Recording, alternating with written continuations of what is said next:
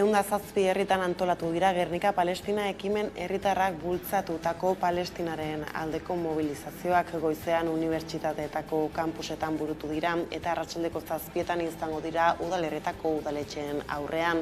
Bestetik alderdi politikoek ere bat egin dute deialdiarekin Euskal Herria bere elkartasuna adierazteko erne dagoela nabarmenduz.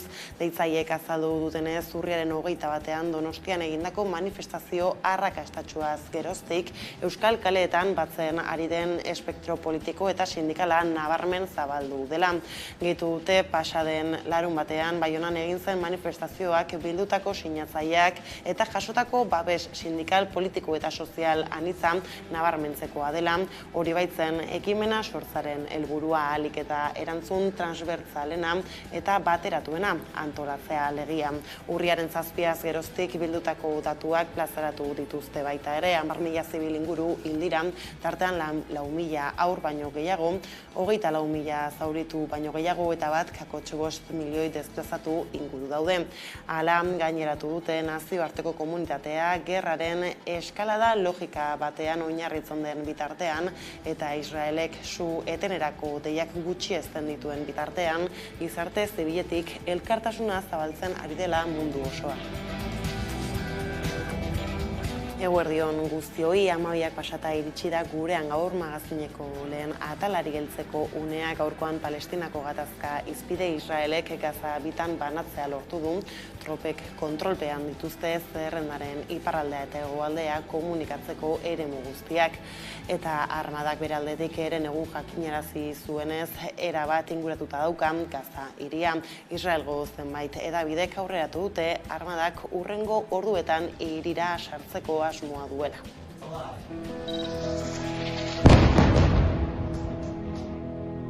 والله ضوء غزة حسبي الله ونعم تقول فيلم يا راجل. ما قلت لك يعني ظلام دامس ولكن انزل تحت انزل يبدو طلعوا حد من جوا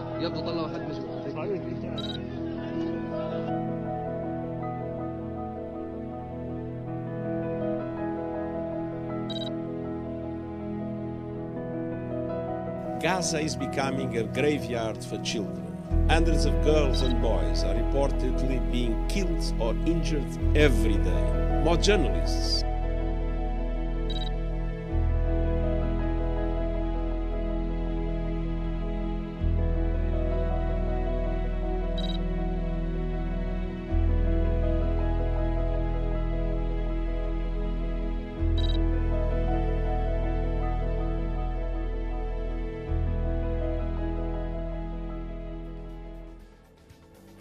Hasiera nazioarteko babesa zari ginela bada aipatzeko, nola Latinoamerikako hainbat gobernuk Israelen jarrera salatu duten eta hainbat erabaki hartu. Tartean Israelen dituzten edo zituzten enbaxadoreak kontsultara dituzten. Bero Satruztegi nazioarteko kazetariak azalduko digu. Hainbat gobernuk Israelen erabakiak eta jarrera salatu dituzte eta hitzerdika ibili gabe beren atxekabea eta haserrea adierazi dute. Kolonbia izan zen arguiatzen lehena. Gustavo Petrok sare sozialetan fosforo txuriaren erabilera erakusten zuen bideo bat elkarbanatu zuen eta nazioarteko zuzenbidea apurtu izana egotzi zion Israelgo gobernuari.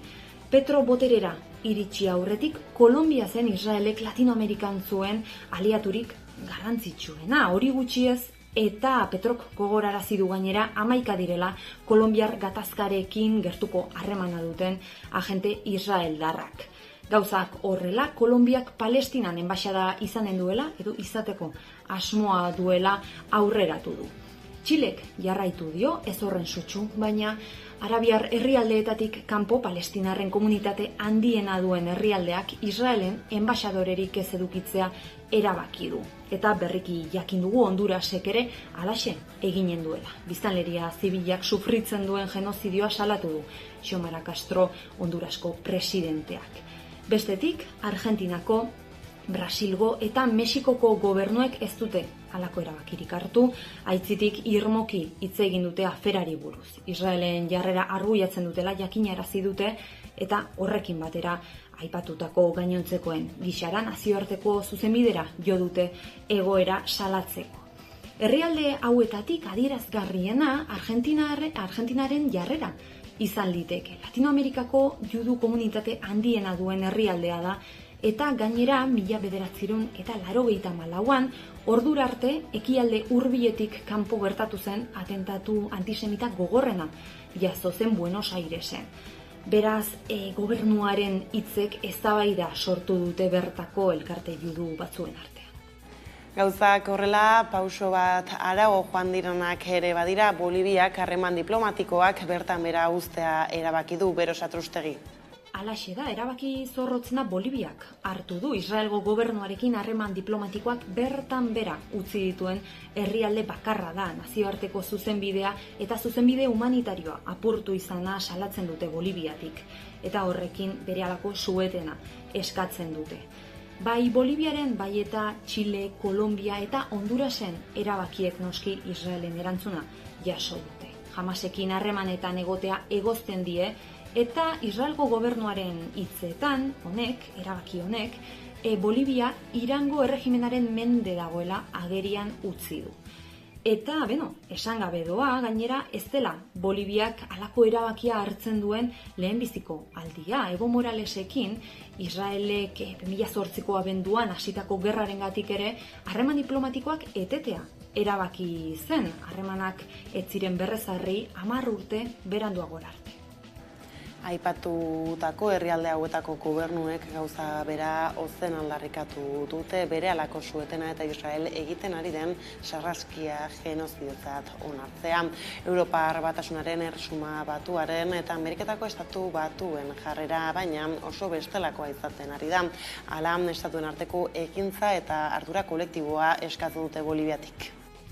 Bai, Latinoamerikako gobernu ezkertiarrek bidea egin dute Israelen jarrera salatzeari dagokionez. Zalantzari gabe munduko eskualde edo zonalderik kritikoena izan da. Marianela Prada presidentetzaren ministro da Bolivian eta gainontzeko gobernuei eta batez ere Latinoamerikako gobernuei baloia pasadie. Ekintza kolektiboa beharrezkoa dela dio genozidioa geldiarazteko. Bada Palestinako gatazkaren berri gehiagoren zain gurera bueltan Euskal Herria nazioa dela eta antifasista dela berretxiko du Euskal Herria Bilduk azaroaren 18ko manifestazioan. Bestak beste Santi Bruart eta Josu Muguruzaren alabak izan ditu ondoan Arnaldo Otegi koordinatzaile nagusiak atzo egindako agerraldian. Guk 18an gure aurkezpen karta jarriko dugu mahai gainean, esanez Euskal Herria nazio bada. Baina gurea nazio solidarioa ere bada. Argita garbi guk nazioa eta euskal nazioa defendatzen dugunean munduan dauden herri guztien askatasuna eta burujabetza defendatzen dugula. Eta Bilbon txoriak txori ere abesten dugunean Palestinari begira egongo gara. Aurreratu dezakeguna da gurekin izango direla FPLP eta FDLPko ordezkariak gurekin batera manifestazio horretan Palestina goratuz eta Palestinarekin gure elkartasuna adierazi. Bestadetik, Kataluniako Generalitateko presidente ohi Carles Puigdemont eta Eskerra Republikanako idazkari nagusi Marta Rovira inputatu ditu Espainiako Auzitegi Nazionalak tsunami demokratikoaren kontrako ikerketaren harira. Auzitegi horretako epaile Manuel García Castellón 2019ko udazkenean izandako protesta sorta ikertzen ari da eta zehazki terrorismo deliturik izan ote zen. Denera 11 lagun inputatu ditu gertakari horiengatik.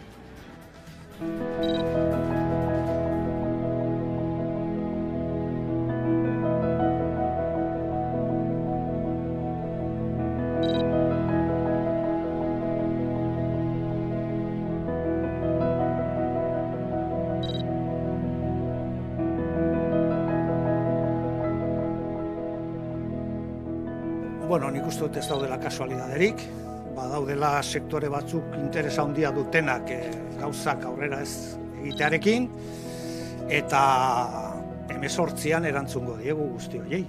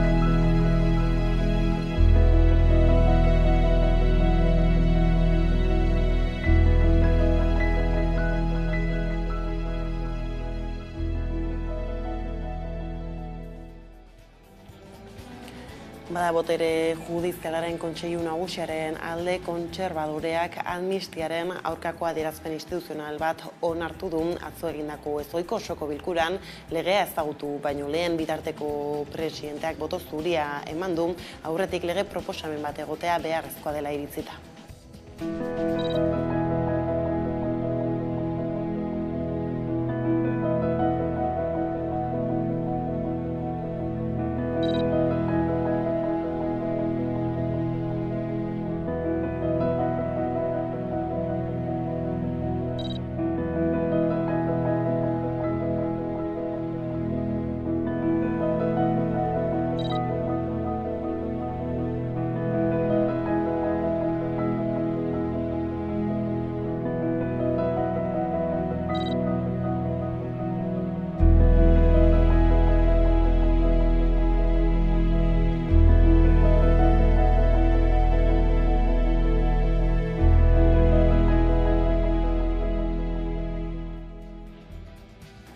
Anartean, PSOEren egoitzen aurrean mobilizazioak egin dituzte bat ultraeskuinak bultzatuta indarra hartu nahi duen dinamika baten barruan negoziatzen ari den amnistiaren legea salatzeko aitzakiarekin. Euskal Herrian protesta bakarra izan da eta oso apala dozenaka lagun baino ez dira bildu PSNren aurrean Iruñean Sarasate pasealekuan. Hurrengo igandean dozenaka elkarretaratze deitu ditu Espainiar eskuinak Voxeko presidente den Santiago Abascal kanpaina honen buruan da, eta Madrilgo ekinaldian parte hartu duzu zenean, baina PPko agintari oiren bat edo beste eren badabil dinamika horretan, bolo-bolo ibili da esaterako, Madrilgo presidentea izan zen Esperantza Agirreren bideo irudia, pasaden asteburuan Espainiar hiriburuan bildutako jendea trafikoa moztera animatuz. PPek ez du argi utzi kanpaina honen aurreko iritzia, baina heldulekua aurkitu duen atxikimendurik eman gabe protesta puzten saiatzeko. Atzoko Madrilgo protestan 3 atxilotu izan ziren eta poliziaren kargak.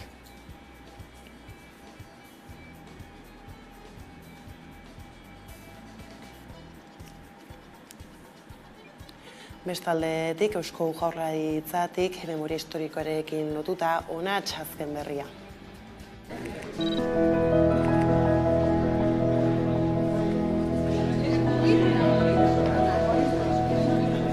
Gida bat egiteko lanean ari gara, bertan, metodologia proposamen bat izkiniko dugu.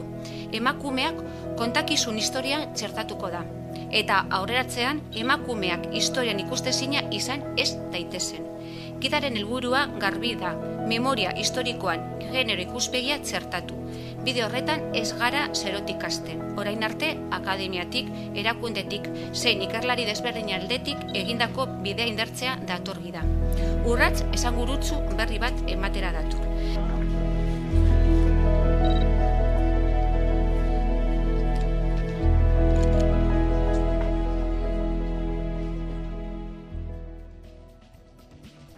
Bestaldetik Loiolako kuartelen salerosketa gaur asteartearekin gauzatuko du jarduneko Espainiako gobernuak eta hala Donostiako udalaren esku geratuko da lursaila. Ministroen kontseiluak onartuko du duela urtebete bi aldeek Defentsa Ministerioak eta Donostiako udalak itxitako akordioa. Adostutakoaren arabera udalak 73,3 milioi euro ordainduko ditu Loiola auzoko 20 hektareako lurzoru horren truke eta hori bere ganatutan bertan 1.500 etxe bizitza eraikitzeko proiektuari heldu ahalko dio. Eneko Goia Donostiako alkateak politika orokorreko eztabaidan iragarri zuen salerosketaren datan. Azaldu duenez, Margarita Robles Defentsa Ministroak jakinarazi zion berria Aitor Esteban EAietako diputatuari eta azken horrek egin zuen alkatetza operazioaren jakitun. Alkateak pozarren agertu zen eta azpimarratu zuen Loiolako kuarteletako lursaiak Urumeako ibarrean zehar hiria edatzari eranstea funtsezko elementua dela. Gogora ekarri behar da Defentsa Ministerioak 4 urteko epea eman zuela eremua uzteko. Gero, ibaiaren bestaldean dagoen guneran Ipikara mugituko dira militarrak lursai hori eren armadarena baita. Gaizlatuta berriz Frantziako poliziak 4 pertsona atxilotu ditu goizaldean azken biak Baionan iazko abenduan egindako ekintza batekin lotuta. Jerome Bourrier Baionako prokuradoreak berriari baieztatu dio taldekako handeatzeak leporatzen dizkietela atxilotuei Bourges Immobiliaren kaltetan. Lapurdin izan dira atxiloketa guztiak, atxilotuak berehala askatzean galdetzeko elkarretaratzea hasi duten Baionako poliziatxean orain gutxi, eguerdiko 12 eta Bourges Immobilier promotorearen angeluko egoitza urrez eta lastoz bete zuen ostia kolektiboak orain dela ia urtebete Kanboko Marieniako lurretan 94 etxe bizitza eraikitzeko proiektua salatu zuten. Modu horretan proiektu horrek herritarren beharrei baino logika kapitalistari ihardukitzen diola gaitzetsi zuten. Modu honetan Marienea ez unkilelopean 21 lagun sartu ziren Bourges Immobilierren bulegora goizez eta proiektuaren maketa lurrez estali zuten. Badalen sektorea eta emakumeak uztartuz aurtengo lurrama iristear da. Emakume nekazariak hizpide izan da Leire Milikua saiakera gilarekin izan garagun. 53 emakume laborari elkarrizketatu ditu euren egoera aztertzeko eta emakume nekazarien parte hartzea ikertzeko. Liburu batean jaso ditu xetasun denak lur gainean itzalazpian izena duenean adi.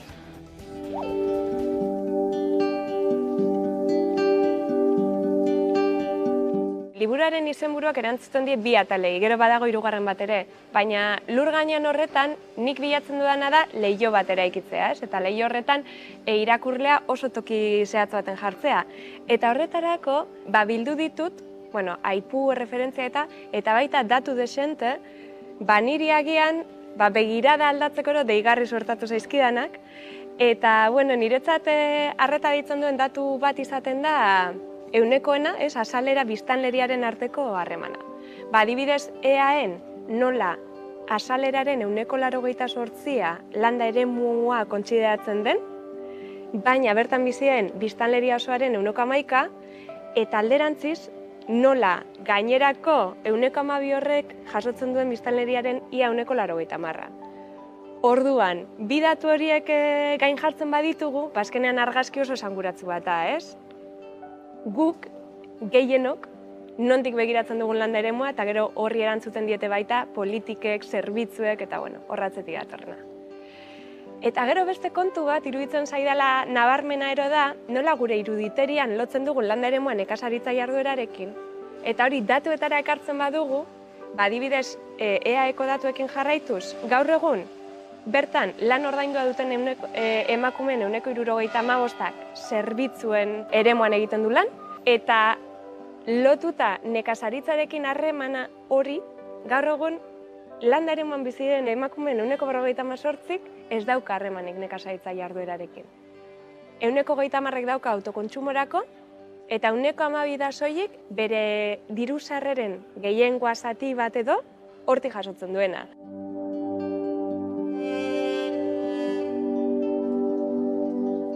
Liburuaren erdiko atal horretan, itzala azpian deitzen dena, lehenengo atalean sortutako leiho horri gehitzen diogu bosgorailua, eta hau ere asko gustatzen zaitza azkenean bosgorailu funtzioa dauka. Ekartzen ditu emakume protagonista horien ahotsak, eta horiek arilkatzen dira, nik ekartzen ditut bestelako datu referentziak baina beti horri markoa emateko. Eta iruditzen zait, sortzen dela alako bidai bat, ez? Atalaren amaieran, ulertarazten diguna pixkat zein den beraien egoera erabakiguneetan. Ulertuta, testu inguru jakin baten kokatzen dela. Eta sistema jakin baten.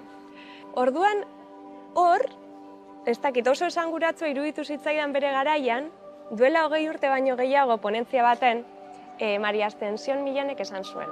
Badirela, bere ustez, 3 arrazoi nagusi, zergaitik emakumeak erabakigune horietan ez ziren egoten.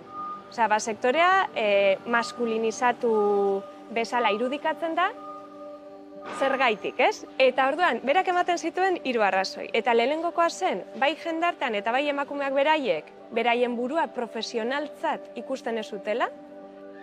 Gero, bigarrena da, lanpilaketa itzela, bai etxeko lanak, zaintza lanak, landa eremuak baditu egitura asko ezaugarri batzuk, ezin da konparatu herrigune batekin dauden zerbitzuak adibidez.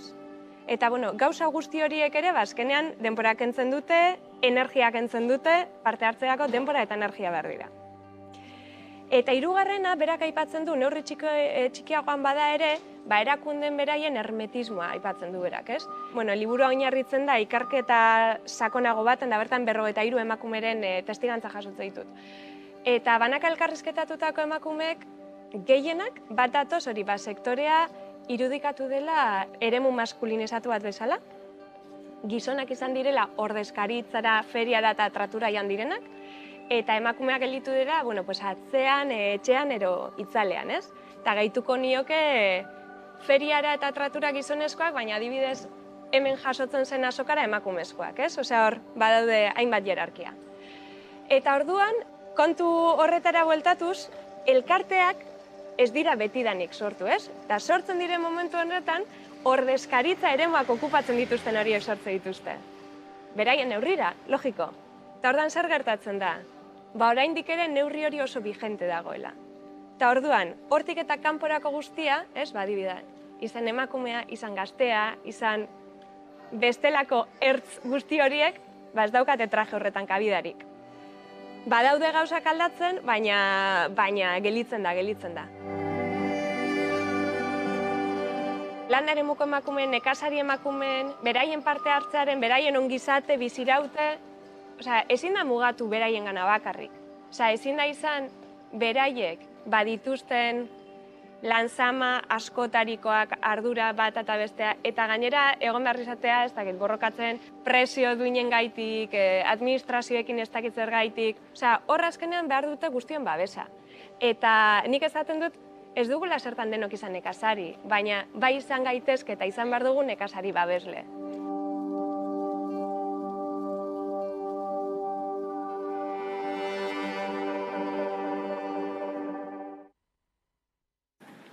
Bada lurra mahastera zain bada besterik gurean zaintzalanak feminizatuta, privatizatuta eta prekarizatuta daudela berretxute elak eta labek datu bitartez. Azaroaren 30ko greba orokorrerako arrazoiak eman dituzte bi sindikatuek eta bestelako zaintza eredu bat eskatu lan baldintzak duintzean, zaintzalanak banatzea eta zerbitzuak publifikatzean aldarrikatute besteak beste. Azaroaren 30ko greba feminista orokorraren zaintza sistema eraldatzeko premia aldarrikatuko du mugimendu feministak. Behar hori datu bidez irudikatu dute elak eta labek aurkeztutako txostenetan. Orduan, elaren proposamen nagusia da zaintza sistema erantzunkidea, publikoa, doakoa, unibertsala eta kalitatezko bat eraikitzea. Beraz, esandakoa sistemak doako langileak eskuratzen ditu, baino baita ere ordainsari baten truke lan aritzen diren etxeko langile, etxez etxeko langile edo erresidentziatako langileak prekarizatuak, lan baldintza prekariokin eukitzeak ere hortik jarraitzen du kapitala metatzen. Eredua iraultzeko eta zaintzaren aitortzaren hildo horretan zenbaketara jo du labek Hego Euskal Herrian 186.800 herritar ari dira etxelanetan. Eraikuntzan eta industrian sortzen dena baino kopuru handiagoa. Eta garbi ikusten ari garena da, pertsona guztiok zaintza duina bermatu izan dezagun eta zaintzaien lan baldintzak bermatu daitezen, zaintza eredu honek eraldaketa sakon bat eskatzen dula. Eta eraldaketa sakon hori, sistema kapitalista, heteropatriarkal eta kolonial honen oinarrira jotzea eta sistema honen aurkako inpugnazio argi bat izango litzateke. Elak berretzi egin du mugimendu feministak salatuta, emakumeen eta gizonen dedikazioaren arteko aldea 11 urtetan murriztu egin den arren, oraindik zaintzalanen banaketa oso desorekatua dela. Guretzako zaintza eredu aldaketa gobernuen eta aldundien esku dago. Berain ardura da beste eredu batera jotzea. Eta horregatik azaroaren 30ean grebara goaz. Greba feminista orokorra da. Eta honekin bukatu baino lehen kultur arlora salto Gasteizen martxan da talde gune programan izena emateko EPA hiriko musika taldeek eta abeslari solistek entxegu aretoak 2 edo 3 euroko prezio simbolikoan alokatu ahal izango dituzte astean 2 orduz erabiltzeko jarraian informazio gehiago.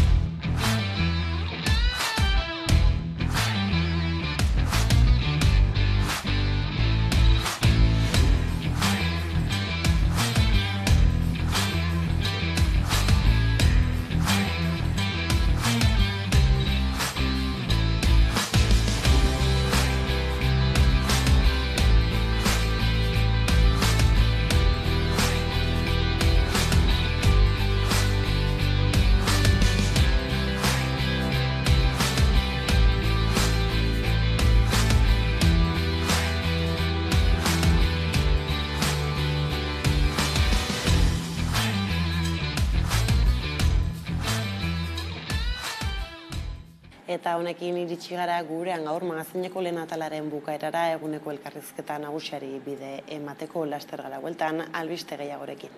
9 urteko ibilbidea.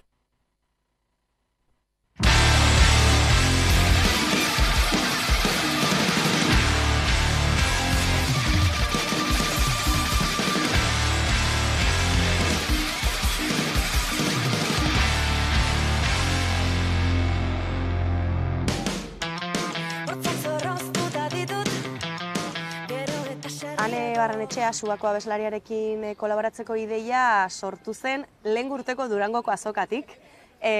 Bertan azokan ginala niri bapatean bururatu zitzaidan ja bagenekalako ideia aurten zer egingo genuen eta esan jo, Sua bada talde bat aspaldian elkarrekin jo ez deguna askotan kointziditu eta jo, alare ustez kodigoak partekatzen ditugula, antzeko estiloa jotzen ditugula eta jo, ondo legoke pixkat gure arteko sinbiosi hori sustatzea edo behartzea, eta esan genuen, horretarako guaien gozan berarekin kolaboratzea. Eta holaxe izan zen, galdetu genion, eta oso ideia ona iruditu zitzaion. Lier, Ane Barrenetxearen laguntza izan du aurkeztutako azken abestian. Sua taldearen abeslariak eta lider Nandok beraien ahotsak elkartu dituzte hortzak izen hartu duen kantan. Amorrua, mehatxua eta hortzak erakustearen inguruan hitz egiten duen lana. Hori gure betiko amorrua edo pixkat gitarraren distortzioa eta kolpe, bateria kolpe fuerteak, nik uste frenetismoa, hori delako abestiaren ezaugarri, de hecho, azten danetik ja oso frenetikoa da. Eta gero, Ane eta Bion arteko ahotsen harmonia nik uste oso ondo gelditu dela. Berak ahots finagoa daka, nik igual ez dakit nola deskribatu nire ahotsa egia esan, baina Bion ahotsak nik uste oso ondo funtzionatu duela. Lier taldearen ibilbidea 2015ean hasi zen. Urte hauetan zehar, 4 lan luze argitaratu dituzte. Hauts, tenpluak erre, hemen eren sugeak daude, eta hutsa zen helmuga. Hauei, Versus izeneko lan motza gehitu behar zaie oraingoan. Versus taldearen azkeneko lana izan daiteke. Izan ere, Lierreko kideek atsedenaldi bat hartuko dutela iragarri zuten irailean. Etenaldia egitea erabaki dugu azkenean 8 urtez egon garelako hor lanean, lan jota fuego eta ez degulako perspektiba hartzeko arnasik hartu ere egin. Orduan, gogoa genuen gelditu eta gainera gelditu noiz bueltatuko garen jakin gabe.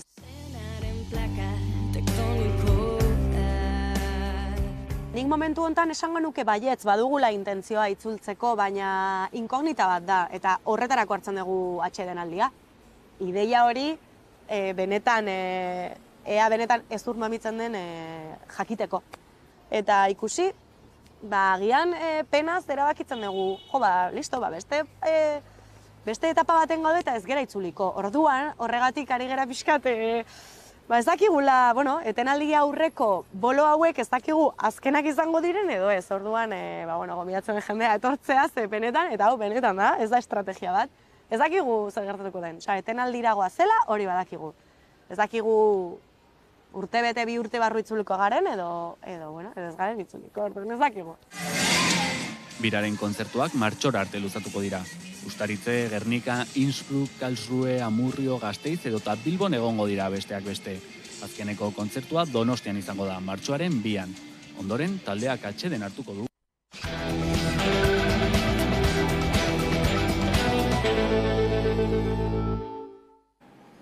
Amabiterriak dira eta eguneko elkarrizketa nagusiari heltzeko. Unea heldu da eta hartarako gaurkoan gurekin dugu Gema Orbe, Beste Bi plataformako kidea. Kaixo eta ongi etorri. Kaixo, egunon eta eskerrik asko gomidatzeagaitik. Beste Bi, beste Bilbo bat, beste Bizkaia bat, zer da Beste Bi plataforma? Beste Bi plataforma, oindala 16 urte, sortu gendu plataforma da, Bizkaia mailako plataforma, eta bertan, bazterketa egoeran dauden, pertsonekin lan egiten dugun erakundeak hartzen dugu parte. 16 erakunde gaude gutxi gora bera, eta horrek sortzen dugu Beste Bi plataforma. 16 urte dagoeneko aipatu duzu, zer nolako ibilbidea izan du plataformak? Plataforma sortu zen 2006an zute bat egon zen San Francisco kalean, orduan zegoen pentsio batean, eta bertan etxegabeko pertsona zauden, eta zutorren ondorioz 3 pertsona hil ziren. Orduan erabaki gendun, pertsona batzuk, etxegabeko pertsonak hiltzen zirenean, zerbait egin behar gendula erakundeak, ezin gainela egon ezera egin gabe, bestela ikustezina zen egoera. Eta orduan sortu ginen apurtxu bete helburu horrekin, plataformak, nahi gendun elkarte bezala elkarte desberdinak, administrazio publikoarekin batera denuntzia egiteko, eta ikusten ez dena, ikustezina dena, kasu honetan etxegabeko pertsonak ikusi ahal izateko, ez? Eta norbait kalean hiltzen danean, kalera gube irten, eta ikustezina ez dena, dena parkatu ikustea edo saiatzea erakustean, erakustea gizarteari. Hola sortu zen, apurtxu beste bi plataforma, eta urte guztia, 16 urtetan zehar, gora berak izan ditugu, parte hartze gehiago, gutxiago, erakunde gehiago, baina orain ere uste 18 erakunde gaudela, eta, urtero egiten dugu ekintza desberdinak, ekintza 2 finkoa ditugu urtean zehar, bat apirilean da, apirilean sortu zen beste bi plataforma, eta bestat urrian izaten da, orain dela gutxi izan dugu beste bat, kanpainarekin batera, sensibilizazio kanpaina batekin egiten dugu bai, kalera urtetzen gara, plataforma bezala. Eta gero egia da, urte guztietan zehar, norbait kalean hiltzen danean, Bizkaia mailan, plataformak eta erakunde guztiak ere kale irtetzen gara, egun konkretu batean, hilden astean normalean, homenaje bat egiteko pertsona horreri bebai, eta komunikabideen bidez be, ikusi daiten pertsonak kalean daudela eta hile egiten direlak, eta ezin dugula bestaldera begiratu, ez? Orduan, dora 16 urte sortu zen, zute baten ondorioz 3 pertsona hil zirelako, ibilbide luzea dagoeneko, sare bat ehuntzen duzu, ezta? Hainbat eragilek parte hartzen duzu beste bi plataforman, eta helburua izanik gizarte bazterketan dauden pertsonei laguntza edo ikusgarritasuna ematea, ezta? Bai, nahi dugu ikusi daitela, denuntzia egin da sensibilizazioa. Eta hori gizarteari orokorrean, eta gero administrazio publikoei ere, euren artean koordinazioa hobetzea, 3 administrazioak, emoten dugun zerbitzuei, zerbitzu kalitatezkoak izan daitezen, ez? Eta, zerbitzu berria sortzeko, zerbitzu horretan kalitatezko eraikinak eta behar diren profesional nahikoa egon daitezen, eta denuntzia egin nahi dugu, ez? Horren bitartez. Aipatu duzu, ez? Urtero bi ekintza garrantzitsu edo finko dituzuela, eta, oraintze bertan aipatu duzu, harremana baduzuela, ez da, erakunde publikoekin, izan erakunde publikoekin harremana baduzue, eta horrez gain, sentsibilizazio hori da zuen egiteko, okertzez baldin banaiz. Holanda, guk egia da 3. sektoreko elkartea gara, ea denok, eta orduan administrazioekin batela lan egiten dugu. Bai, zerbitzu sozialak eta gu elkarrekin joan behar garela, ez? Orduen eskuti joan behar dugu, baina bai denuntzia egin behar dugu, gauzak ondo ez doazenean, eta hori da gure igual, helbururi garrantzitsuena, eta sensibilizatu bai, sensibilizatu gutariko bakoitza, ez? Egia da, gutariko bakoitza zerbait egin aldu, ez? Egoerako betxe arren, hori be garrantzitsua dela uste dugu, Izan ere, izatez etxe bizitzarako eskubidea omen dugu edo, baina asko dira eskubide hori ez dutenak, kale gorrian bizi direnak, zein da egoera? Egoera da, hori legea dio bezala, eskubide daukagotxe bizitzara, baina egia da, baldintza batzuk behar ditugu eskubide hori bermatzeko, eta egia da, gu lanean ari giren pertsona askorekin, eskubide horretara ezin da heldu zergatik askotan ez daude erroldatuta, zailtasuna dituzte erroldatzeko, nahiz da erroldatuta egon, kasu askotan ere, baldintzak ez dituzte betetzen, eta ezin dira hurbildu, askotan atzerritara direnean dokumentazio falta dago, orduan ezin dute ere, orduan egia da, gu lan egiten dugun pertsonekin, askotan ez dute eskubide hori. Hori da realitatea. Eskubide hori ez daukate, eta eskubide hori bermatzeko ezinbestekoak badira neurri politikoak, ez da? Zer egin daiteke horren aurrean? Bueno, guk uste dugu, gure erkidegoan badagoela legea eta eskubidea printzipioz deno daukagu bai etxebizitzara edo diru laguntzetara, hori Holanda, baina, bueno, beti daude arau batzuk edo osatu behar dozuz baldintza batzuk eta askotan ez dituzte baldintza horrek eta gainera pertsona bakarrak dira ia denak ulan egiten dugu zenak. Orduan ere, kasu askotan ez daukia preferentzia edo etxebizitza eskubidea izateko edo heltzeko, ez? Hori da realitatea, bai administraziotatik, dokumentazio gabe daude, nahiz eta dokumentatuta egon erroldatu gabe egon aldira gainera, askotan ez daukate diru laguntzarik, orduan ezin dute etxebizitzara joan, edo askotan badaukate bai diru laguntza, baina ez da nahikoa alokairuan joateko adibidez. Orduan ez eta eskubide izan ere kasu askotan ezin dute etxebizitzetaraino heldu, ez? Hori da realitatea, daukagune realitatea. Gainera, nabarmendu beharra dago, askotan pentsaezina edo sinesgaitza iruditu arren gutako asko edo gure inguruko asko egoera horretan bukatu dezaketela pertsona horiek, ezta? Izan ere, guztiok badaukagulako arrisku hori edo etxebizitza barik gelditzearen arrisku hori. Bai, egia da etxebizitza arazoa transversala dena, gazteetan, nagusietan, denotan, ez? Arazo larria daukagu, ez? Etxebizitza arloan, uste dut. Eta egia da, edozein hiri pasau aldiako. Askotan pentsatzen dugu, kalean dauden pertsonak, edo bazterketa egoeran, izango dela, zerbait egin dutelako, esaten dugu, edo esaten du, orokorrean, zerbaiteagaitik izango da, baina normalean, arazoa izaten da pertsonala, gizarte arazoa eta estrukturala da bai. Etxebizitza arazoa estrukturala da, eta egia da egoera hauek edozein eri gertatu aldiakoz. Ze askotan lana galdu eskero, banaketa bat egon alda bikotean, gaixotasun bat agertu alda, eta faktore desberdinak agertu aldira, eta sare sozial bat, ez baldin badozuz, pertsonak askok ez daukate sare sozial bat, kalean amaitu aldute eta aldugu. Eta hori da realitatea. Ez dira pertsona desberdinak egoera batzuk izan dituzte eta horrek kalean utzi ditu, ez? Hori da, eta edozein eri pasau aiako, hori Holanda.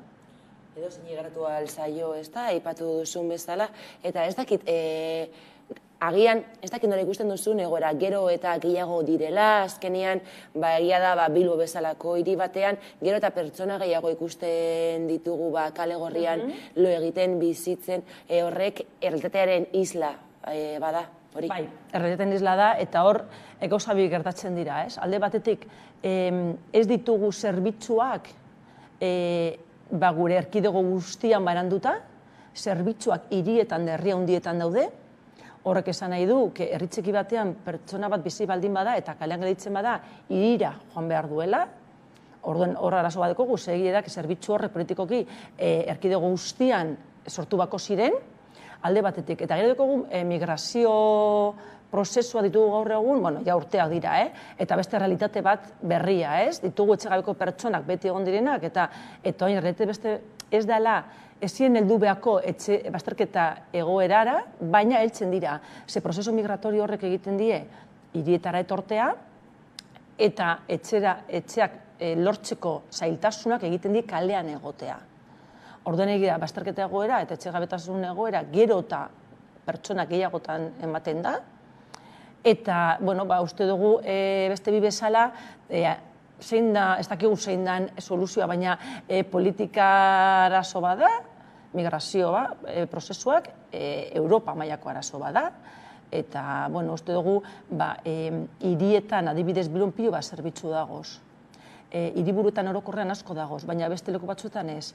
Orduen, zentralizatzea ez da ona, eta ona izango zen, gure inguruan zerbitzu desberdinak sortzea, ze egia da gero gizarteratze prozesuak errezagoak dira hirian baino. Eta gaur egun, ia dena, Bilbon bertan, Donostin, Barakaldon, hiri oso handietan daude, ez? Eta uste dugu, hori apurtxu bat deszentralizatu behar dela, ez? Eta migrazioa aipatu duzu, erroldaren arazoa ez da soilik pertsona migratzailei zuzenduta ez, edo nork eduki dezakelako arazo hori, baina egia da errolda barik egun dirulaguntzak jasotzea oso zaila dela edo ezinezkoa askotan, eta horragian jarri behar da balorean, ez da, askotan ez dugulako ulertzen edo gizarteak ez du ikusten zein garrantzitsua den errolda eskubide hori gerora dirulaguntza horiek jasotzeko. Errolda eskubidea oso garrantzitsua da beste eskubide guztietara heltzeko. Ez bakarrik etxe bizitza, osasuna, juridikoa, pilo bat, erroldatuta ez bazagoz, ez zaude gizartean. Orduan, ez zauz inon ere, orduan, errolda gabe ezin zara joan inolako zerbitzu bat. Joan ez adibidez, osasun arloan urgentzietatik. Baina ez dakazu mediku bat referentzizkoa. Ezin dituzu laguntzak ere lortu. Eta erroldatuta gaudenok, ez diogu importantziarek ematen, zeia horrekin jaio gara, gure kasuan, baina egia da, errolda gaur egun oso garesti dago. Ze gainera, merkatua funtzionatzen du, jende asko logela bat aurkitzen du, bizitzeko, baina adibidez ez diote erroldarik ematen. Edo erroldatu nahi badu, diru kopuru bat ordaindu behar du. Orduan, errolda ere negozio bihurtu da. Eta negozio ez du bihurtu etxegabeko pertsonak, baizik eta etxe bizitza duen pertsonak bihurtu du. Eta horrek egiten du bai, askotan, pertsona batzuk denboraki egon aldire logela batean, baina erroldatu gabe. Orduan, ez daukate eskubiderik beste zerbitzuetarako diru laguntzak, etxe bizitza, osasuna, eta hori da gure realitatea. Eta lan egiten dugun pertsonekin askotan erroldatuta daude denboraldi bat, baina gero bajan ematen diote, etxe bizitza saldatu dute, errolda galtzen dute, eta egia da oso garrantzitsua da, bazterkeri egoeran dauden pertsonekin, errolda izatea. Hori da lehen abiapuntua gero beste zerbitzuak, beste eskubideetara heltzeko. Errolda edukitzea ezinbestekoa da bestelako zerbitzu batzuk lortzeko, ez da, ipatu duzun bezala, eta errolda edukitzeko ere ezinbestekoa bada etxe bizitza. Orduan, gurpil zoroa ez, azkenean behar ditugu eskubide guztiak lortu ahal izateko, zein garrantzitsuak diren, txiki edo gizarteak uste dituen horiek normaltzat edo hartzen direnak. Eta, lehen aipatu duzu, ez da, zein zaila den batzutan dirulaguntzak lortzea, batzuetan gainera ez direla eduki bai, baina gian gehiago behar dira, nola doa dirulaguntzen kontua? Bitu, dirulaguntzak bertan egia da, renta minimoa daukagu, hori holanda, etxe bizitza legeak ere diru laguntza bat ematen du etxe bizitzak alokatu ahal izateko, eta baditu, ingresimo minimo vital edo estatu mailako diru laguntza bai hemen ere hori ere lanbideen bitartez ere badu diru laguntzak, baina horra heldu arte zailtasun gehiago dago, ez bakarrik errolda, adibidez erroldatzea. Daukagu pilo bat zailtasun etxegabeko pertsonak batez be atzerritarra direnean kontu korronteak zabaltzeko. Banketzak ez dizkiote zabaltzen kontu korronteak. Orduan, ez badaukazu diru korronteri, ezin duzu diru laguntza eskatu. Eta banketzak esaten dizu, ez dizut zabalduko, diru laguntza izan arte. Orduan, ez da diru laguntza arazoa, gurutezan, diru laguntzak baditugu, baina askotan diru laguntza horretara heltzea dauden traba guztiak da arazoa.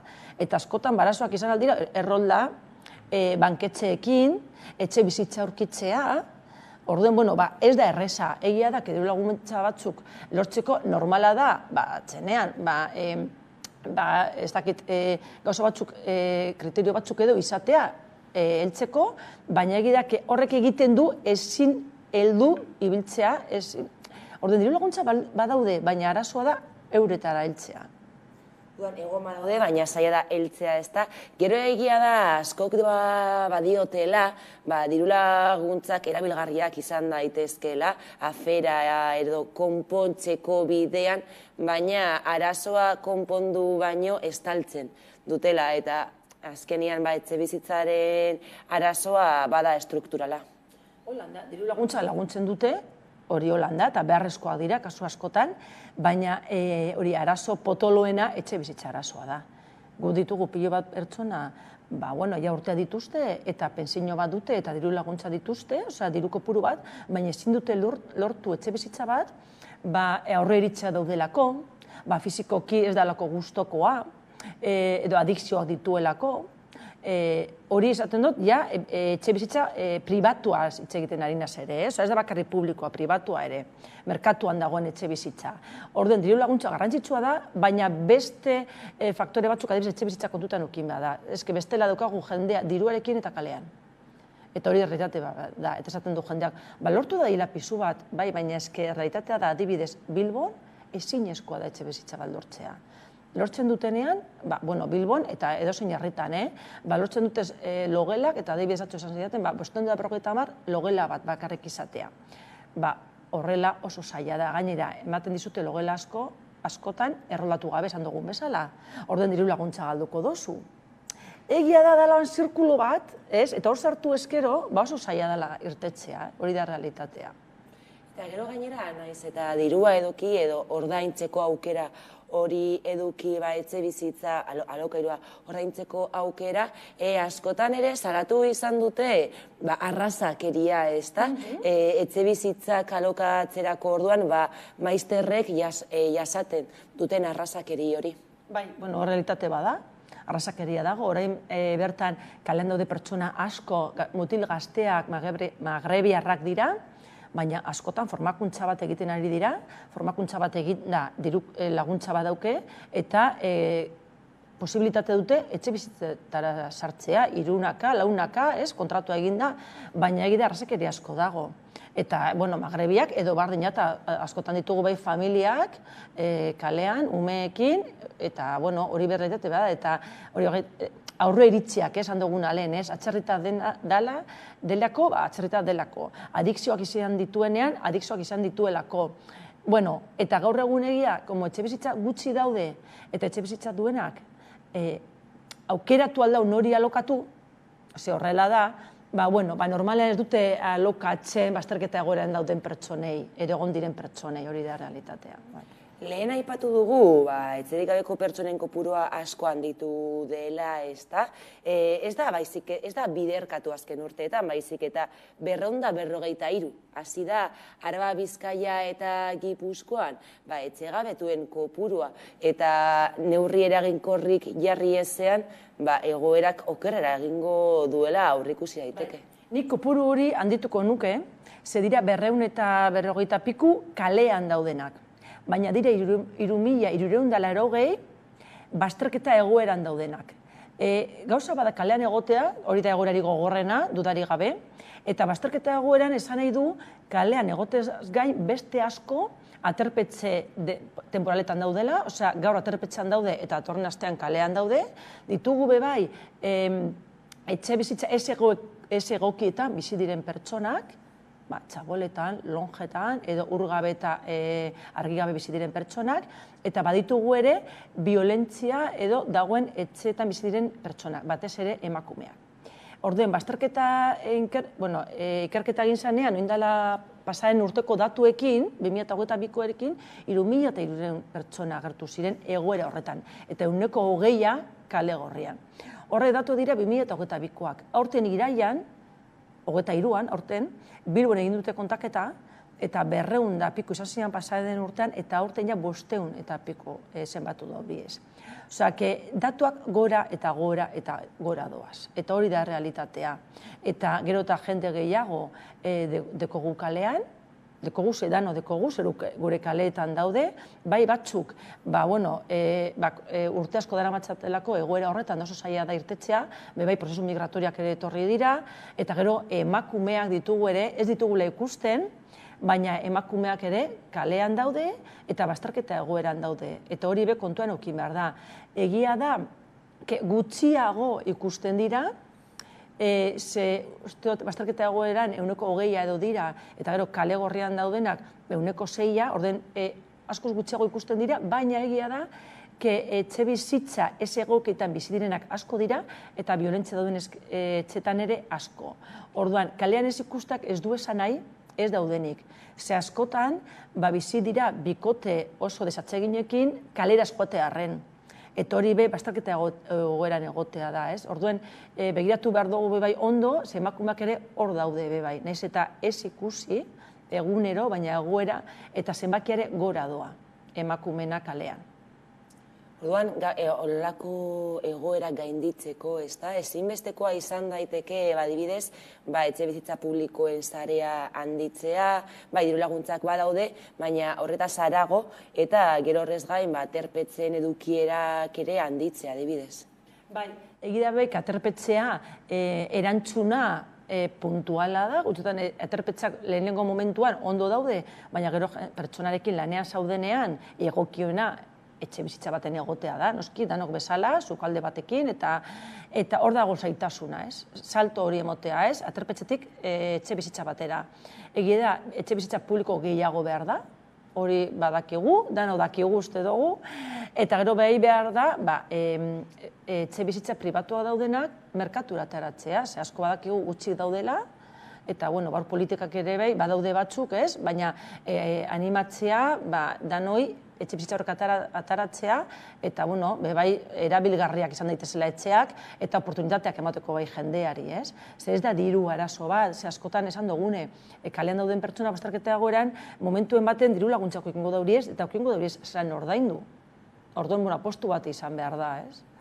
Horregatik, zinbestekoak badira neurri eraginkorrak, tartean Madrilgo gobernuak etxe bizitza legea indarrean jarri du, dola 8 urte Jaurlaritzak etxe bizitza legea ere indarrean sartu zuela, ez dakit bi lege horiek aipatuta nola baloratzen dituzu? Gu hemen daukagun legea, egia da, oso aurreratuta dago, ze etxe bizitza eskubide bezala, ipintzen du, eta hori garrantzitsua da, horregaitik nahiz eta izan etxe bizitzak denontzako badaude diru laguntzak, eta hori abia puntu ona da.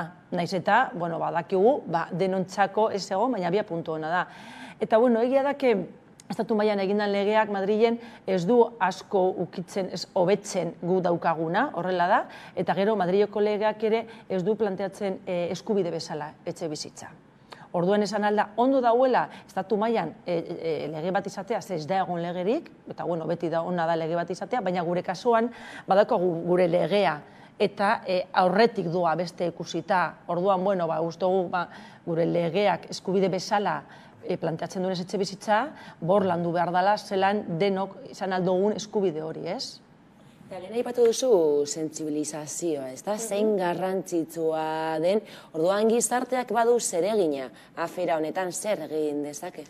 Beti izate dugu, bazterketa egoeran dauden pertsonak, gizarteratzeko, gizarteak ere pozu bat eman behar du, eta gizartea gutariko bakoitza gara. Orduan, zer egin aldugu, nik usteot horrek aurre iritsa ditugunak lehenengo kendu, ezagutu pertsonak. Eta ezagutu pertsonak, esan alda, artikuluak irakurrita, dokumentalak ikusita, liburuak irakurrita, edo esperientzi bat izan da, zuzena. Ezagutu egoerak, zergatik gertatu diren gauzak, beldurrak kendu, ze uste dugu askotan, etorten dira igual ikastolak eta hola, eta sensibilizazioa egiten dugu, eta beldurra bezala etxegabekoa izaten dugu etxegabekoa, pertsona dira, zerbait gertatu jaki eta egoera honetan amaitu dute, baina beldur horrek kendu, eta gero hurbilago egon, adibidez gure komunitatean, edo etxe bizitza norbait daukagunean, egoera txarrean edo baztertu egon dena, ez behiratu bestalde batera, saiatu hurbiltzen beragana. Egia da gizartea gero eta bakarkagoa gabiz danok, eta zailagoa da, baina nik usteot aurre pausu emon behar da, beldurrak kendu, ezagutu, eta hortik gure sare soziala hurbildu pertsonei, ez? Bai gure etxe bizitzak merkatuan ipintzen, bai egoerak ezagutzen, eta hortik horik bildurrak kendu, ez? Lehen aipatu duzu emakumeen egoera oso gordina badela, ez dakit egoera horri aurre egiteko neurririk badaude, zer egin daiteke, adibidez, erasotua den emakume batek, edo egoera honean ez dagoen emakume batek, etxe bizitza aldatzeko eskubidea izateko, edo olako, zeo zer? Guk lan egiten dugun emakume guztiekin, danak, egon dira eraso bat izan dute. bai kalean egon direnan ziur, eta bai bere bizitzan prozesuan. Osea, hori ikerketa desberdinak hori esaten dute, ez? Emakume guztiak izan dute violentzia bere bizitzan zehar. Eta egia da, orokorrean orain arte eskaini ditugun zerbitzu guztiak, izan dira mixtoak, eta, klaro, 180 gizonak baldin badira, daukaguz bai zerbitzuak gizonentzako prestatuta. Orduan, askotan, prestatuta esan nahi du, komun gehiago gizonentzako emakumeentzako, eurek gainera violentzia hori izan dute, eta heltzen dira zerbitzu batera, eta daude 50 gizon eta emakume bi, horrek ez du gonbidatzen parte hartzera zerbitzuetan. Orduan askotan esaten gendu, emakumeak ez dira etortzen, ez direlako toki egokiak. Oin dela urte batzu ja erakunde asko, hasi gara, zerbitzu konkretuak, aterpetxe konkretuak edo eguneko zentru konkretuak emakumentzako bakarrik egiten. Eta hor, segurtasun gehiago izan daite, eurek eukiteko, lasaiago egoteko, baina egie da, bebai, genero ikuspuntua ez dugu izan orain arte. Eta hori, gure buruari besan behar dugu, kontutan ukin behar dugu, gure zerbitzuak begiratu beste begiradan desberdin batzuekin, eta egokitu emakumeentzako. Ze orain arte, gizonentzako bakarrik izan, mixtuak, baina ulertzen duzu, 90 gizona izan da, holan izan dugu. Orduen egin behar ditugu zentru konkretuagok eurentzako, eta gero bebai gizonekin lan egin behar dugu. Ze beti gaude emakumeen lan egiten, eta, klaro, noski egin behar da lan emakumeekin, baina askotan, gizon asko, euretariko asko ere, violentzia, eurek izan dituzte bikoteak, eta askotan ere, eurek izan dira violentzia hori egin dutenak, edo, orduan, biekin landu behar da, ze askotan aztuten jaku, eta gizonekin, emakumeen gauza da, ez da emakumeen gauza, denon gauza da. Eta, hor asko hobetu behar gara uste dut, elkarte bezala ia denokor hobetu behar dugu, eta gizarte bezala bai. Eta, imaginatzen dut, dagoeneko urratzen bat eman duzuela hori egiteko bidean, ez da? Emakumeen arloan adibidez, urrean egin duen kanpainan bebai, ze beti, 31 urte kanpainak eramaten du estatu mailan, dago 16 urte egon gara kanpaina egiten sensibilizazio bezala, eta beti adibidez argazkiak gizonak ziren. Eta beti gizonak enfokauta, ez? Zer ikusten dugu, gizonak kalean, gizonak aterpetxeetan, eta horten esan dugu, ez emakumeak ere ikusi behar dira, ze hor daude. Eta orduen, saiatu gara bebai, emakumea izan daitela aurte protagonista, eta atxenen urteatan ikusteot, formakuntza asko egiten ari gara, elkarte desberdinok, eta horrek egiten du bebai, gure begira da aldatzea, eta gure zerbitzuak eta proiektua bebai, beste bi egiten dugun proiektu guztietan aldatzea, eta hobetzea. Alanda guzti bebai, oso zaila da, oin gainera adibidez, emakume asko ume txikiekin etortzen ari dira. Eta hor Bilboko udaletxeak ez lan egiten ari da, baina realitate hori be gorantza doa, eta ez da erreza. Eskerrik asko Gemma Obre, beste bi plataformako kidea, eta eskerrik asko gurean izatagatik, eta eskerrik asko egiten duzuen lanagatik. Eskerrik asko zoi ere, gonbidatzeagaitik plataformari. Eskerrik asko. Eta orain tarte bat, eta jarraian itzuliko gara eguneko solasaldiarekin, gaurkoan gurekin izango ditugu Carmelo Landa eta Maialen Ferreira. Orain arte. Ongi etorri hemen saiora, gaurkoan gonbidatu maite badugu, gertuko laguna ere badelako. Haurdunaldi xamur eta arrunta izan zuen Ainhoa Arretegik. Erditza baino asko korapilatu zen. Semea bazetorrenean lehenen zantzuekin gerturatu zen erietxera. Erditze plana buruan eta semea besotan izateko gogo biziz. Urgentziazko zesaria egin zioten Ainhoari eta umeak jaiotze prozesuan izandako zailtasunekin larrialdi egoeran ingresatu behar izan zuten.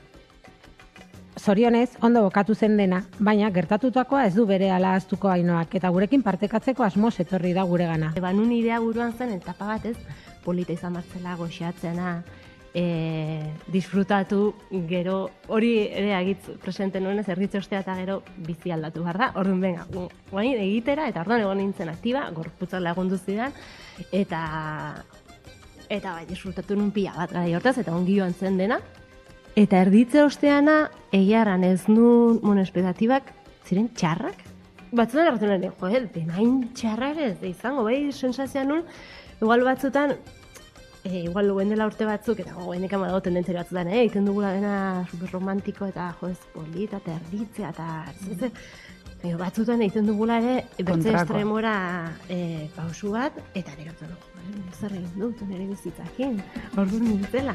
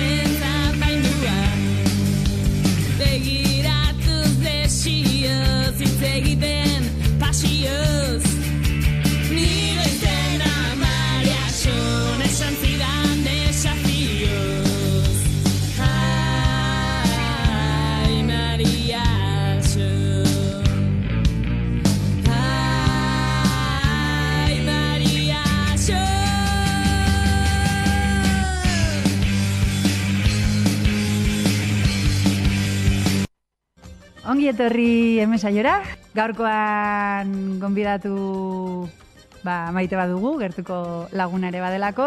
Haurdunaldi xamur eta arrunta izan zuen Ainhoa Arretegik. Erditza baino asko korapilatu zen. Semea bazetorrenean lehenen zantzuekin gerturatu zen erietxera. Erditze plana buruan eta semea besotan izateko gogo biziz. Urgentziazko zesaria egin zioten Ainhoari eta umeak jaiotze prozesuan izandako zailtasunekin larrialdi egoeran ingresatu behar izan zuten. Zorionez, ondo bokatu zen dena, baina gertatutakoa ez du bere ala ahaztuko Ainhoak eta gurekin partekatzeko asmoz etorri da guregana. Nun idea buruan zen etapa batez, polita izan batzela goxeatzena, disfrutatu, gero hori ere agitz presente nuenez erditze ostea eta gero bizi aldatu behar da. Orduan benga, guain egitera eta orduan egon nintzen aktiba, gorputzak lagundu zidan, eta bai, disfrutatu nun pila bat gai hortaz, eta ongi joan zen dena.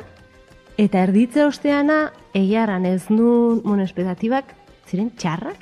Batzutan erratu nire, benain txarrak ez izango, bai, sensazioa nun, igual batzutan, igual luen dela urte batzuk, eta gogoenik ama dago tendentzia batzutan, egiten dugula dena superromantiko, eta joez polita, eta erditzea, eta batzutan egiten dugula ere, bertze estremora pausu bat, eta nire zer egin dut, nire bizitzakin, orduan nintzela.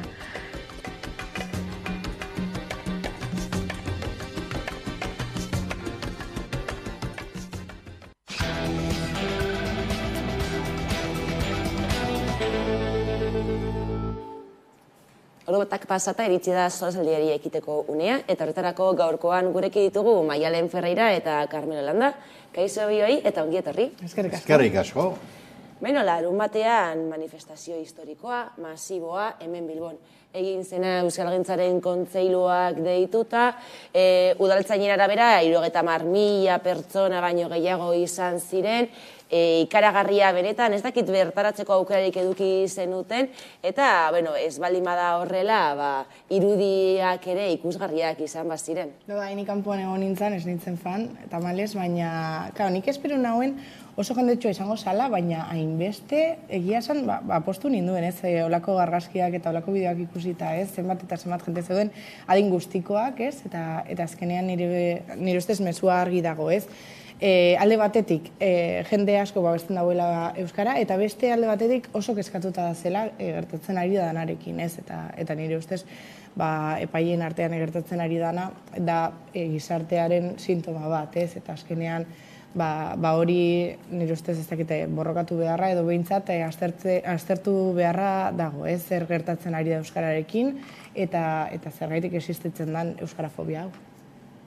Bai, ni egon nintzen, lagunekin, familiarekin, herriko jendearekin, da oso interesgarri izan zen, motibo askorengatik, ez da, batetik noski erantzuna, eukizuen erantzuna jendearen artetik, Bilbo erdia gainera, oso ondo aukeratuta zegoen, nik uste ibilbidea, ze ideia zen eta hola egin genuen Bilbo erdia hartu eta betetzea, orduan kale nagusitik Euskaldunatik hasita, Referentziare ondo dago, zetoki horri batzutan, nola da, Jesusen bihotza edo ditzen diote, zait bat ere gustatzen izen hori, da nik uste Euskalduna gainera Euskararen aldeko manifestazio baterako askoz ere egokiagoa zen.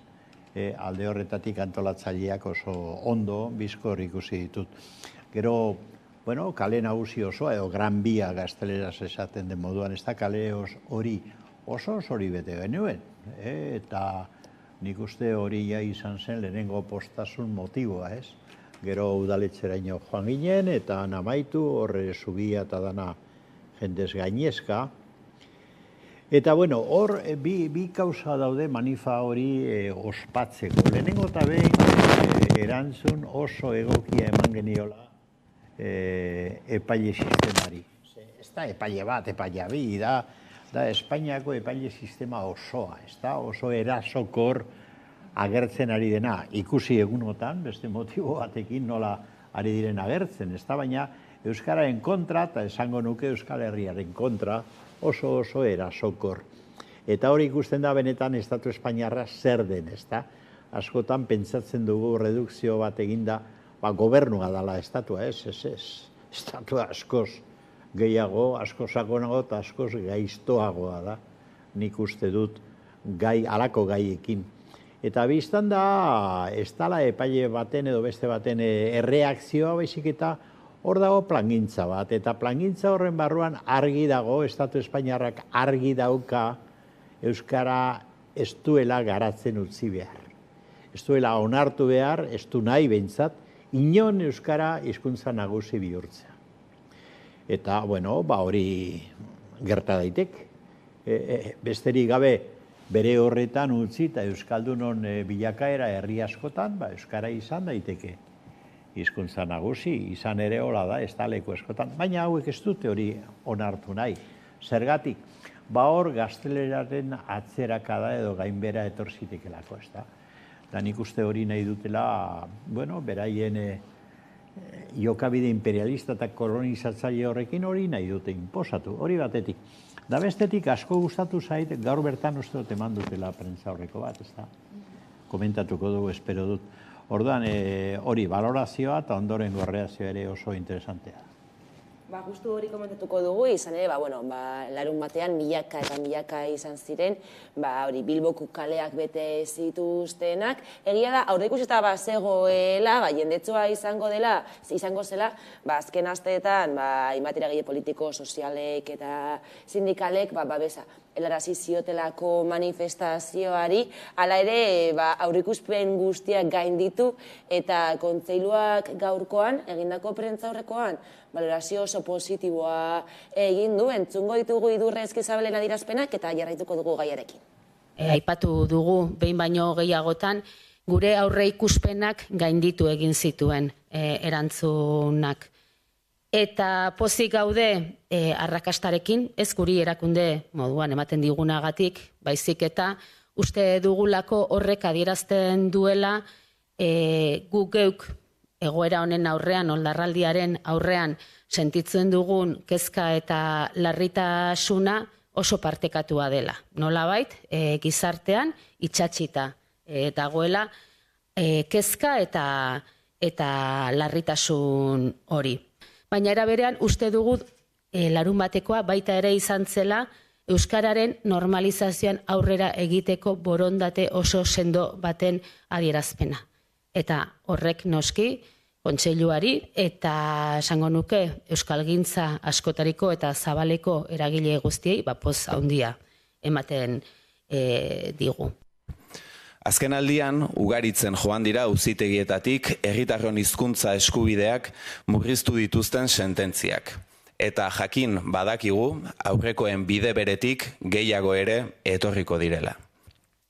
Protokoloaren helburua hizkuntza eskubideen aurkako erasoen aurrean antolatu eta saretzeko tresna bat eskaintzea da. Euskalgintzaren eta hizkuntza eskubideen defentsan sinesten duten eragileen arteko harremana eta elkarlana auspotzeko. Hau da, tokian toki eta batasunetik erantzuteko tresna edonoren eskura jartzea. Bi kasutan aktibatu ahal izango da protokoloa. Lehena, arau, kontratazio edo deialdi bati helegitea jartzen zaionean. Eta bigarrena, hizkuntza eskubideen eta euskararen normalizazioaren aurkako sententzien baten berri jasotakoan. Idurrek aipatu du, ezta, aurreikuspenak gainditu. Baina askotan gertatzen da, ezta, manifestazio jendetsu baten ondorengoetan, orain zer eta kontseiluak argi adierazi du, ez? Dagoeneko aurkeztu du protokoloa, ezta, oldarraldi judiziala ugaritu den honetan, antolatzeko eta sare bat ehuntzeko horri erantzuteko. Egia da, ez azkenean klabe bat ematen dau eta bide bat eta non jarraituko dugun, ez? Baina nire ustez manifestazioak ere gauza bat esanguratsu bat erakutsi dau eta da nork ez dago euskararen alde. Ez eta tamalez, ez, alderdi batzuk, ezkerrekoak ere, ez, Elkarrekin Podemos hortzegoen, ez, hor etzegoen, eta adieraziz, bere ustez ez dagoela oldarraldi judizial bat, ez, sumar bai agertu zen, baina, horrek erakusten dago, ez, horrengoko hauteskundetan zer gertatuko da, eta nire ustez, eurak akats bat egin dute eta da, banatu, era batean, ez, Euskadi edo Euskal Herria, bai Euskaldunak eta ez Euskaldunak dienen artean. Ez eurak sentitzen dute, ez Euskaldunak eskubide batzuk dituztela. Eta nire ustez, hezkuntza eskubidea bai da Euskaldunantzako, baina ere Euskaldunak ez dienentzako, ez? Eta politika linguistiko egoki bat eukiko bagenu, pertsona horiek esaten dute, ez, 30 urte dara matzate sistema honetan lan egiten eta ontsa kaleratu behar dituzte euskaraz ez dakitelako. Hezkuntza politika on batekin, pertsona horiek nire ustez behar badaia euskaraz jakingo lukete, ez? Bai, egia da, ekimen pertsonala dala, ez, hizkuntza bat ikastea, baina baita ere gizarteak errastasunak ematen baldin badau eta hizkuntza politika linguistiko bat ona eta egokia egongo balitz, errazagoa izango litzateke bebai eurentzat, ez? Eta ez da bi gizarteen arteko talka bat edo gerra bat.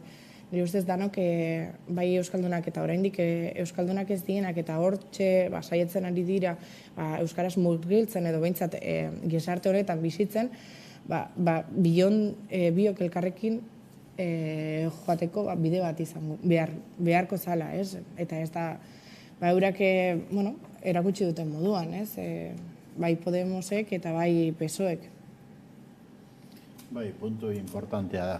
Begira, egon zen poeta bat Bilbon idatzi zuena, nire aitaren etxea defendatuko dut justiziaren kontra. Eta orain asko ulertzen du nola aurreratu zen, ez da? Benetan premia hori dugulako, Espainiar justiziaren kontra defenditu behar dugu. Euskara, ikusi, ez da, aitaren etxea, zentzu simbolikoan hori ze baita, ez da, Euskara, Euskal Herria. Baina niri gustatu zait Idur Eskizabelek eta Manex Montzola, ez da? Eta Euskalgintzaren Kontseiluaren izenean egin duten balantzeaz argi esan dute, adierazi dute, ez da bakarri defenditzea, ez da bakarri defentsa. Aurrera egin behar da. Eta hain zuzen ere, Maialerenek esan duen ideia horretan, ez da. Euskara izan behar da aukera unibertsal bat, hemengo jentearentzat, jente guztiarentzat, unibertsaldu egin behar da. Horretarako aurrera egin behar da. Zer egin behar da? Hizkuntza politika berriak egin. Premia handia dago. Zuk esan duzu, agian beste hizkuntza politika batekin, oiei euskaldunak izan behar ziren, ez da, izango lirateke, dudari gabe, ez da. Eta horretarako itun soziopolitiko berria proposatu dute. Hori da, guk egin behar dugu, hemen larun batean agertu genuen indar guzti hori positibatu, aurrera begira. Ez bakarri defentsarako, defentsa behar da. Hala, kolpatu egiten zaituztenean behin da berriro, eta euskara baztertu egiten dutenean defentsa behar da. Baina hori baino haratago behar da aurrera egin. Eta behar da, lortu behar da, irakaskuntzan askotan ikasten den euskara gori, gero gizartean edozein tokitan eroso erabiltzeko aukera, euskara erabiltzeko aukera behar dugu. Zertarako da ikastea gero espadago erabiltzerik, ez da? Orduan, erabiltzeko aukera errazak eta zabalak eta unibertsalak sortu behar dira. Hau da, lortu behar dugu euskara nagusi izatea, hainbat lekutan, euskaldunok hitz egin ahal izateko. Orain ezaigu gertatzen da, ez dugu horrela erreazionatzen gainera, kuadrilla bat gaude, danak euskalduna badator bat erdalduna, nahikoa da danok erderaz jartzeko. Hori ez da modua, esan dut hori ez da egoera logikoa eta ez da demokratikoa. Behar duguna da danak euskaraz jakiteko aukera izatea eta gero noski euskaraz bizial izatea. Da horretarako aurrera begiratu behar da, eta niri gustatzen zait ari direlako aurrera begiratzen. Da espero dut, protokolo horiek, parkatu, gauza konkretoak izango direla eta neurri praktikoak izango direla horretarako. Edonon gaudela Euskal Herrian aukera izan behar dugu euskaraz egiteko eta euskaraz bizitzeko. Aurrera begira eta euskaraz egitea ezinbestekoa bada. 11 telebistako lantaldea bertan egon ginen larun batean gainera, eta gerora harrigarria da, ez? Askotan Bilbon ibiltzen garenak eta ez dugu hirian euskara entzuten, baina larun batean euskara nagusi zen, eta horrek erakusten du posible badela euskaraz bizitzea. Bai, posible da, baina aldaketak pertsonalak eta ingurukoak dira, ez? Nire ustez, eta kuadrillan asko ikusten dut, ez? Zergaitik danok euskaldunak izanez, ez dakit gehienetan, baina bai askotan gaztelerarantz joaten gara, baina gero oso esanguratxoa da ere, ez? Taberna batera faten bagare, dana euskeraz egiten dugu, ez? Eta da, zergaitik eta zetokitan, nire ez na soziologoa, ez? Baina hori ikertzea, ez, nire ustez komeniko litzateke, non dira edo nortzu dira euskarazko espazioak, eta nun sentitzen gare euskaraz seguru. Badaztoki batzutan hori ezin dugula lortu, ez? Badaz denda batzuk adibidez, Gran Biara faten manaz, igual ez da sentitzen eroso euskaraz hitz egiten. Ze ez dakit pertsona hori euskaraz ondo jasoko dauen nire hitzak, edo ez dakit euskaraz dakien, edo behar bada eraso bat moduan sentitzen badau nik euskaraz hitz egitea, eta hori arazo bat da, ez? Ze azkenean Euskal Herrian gare.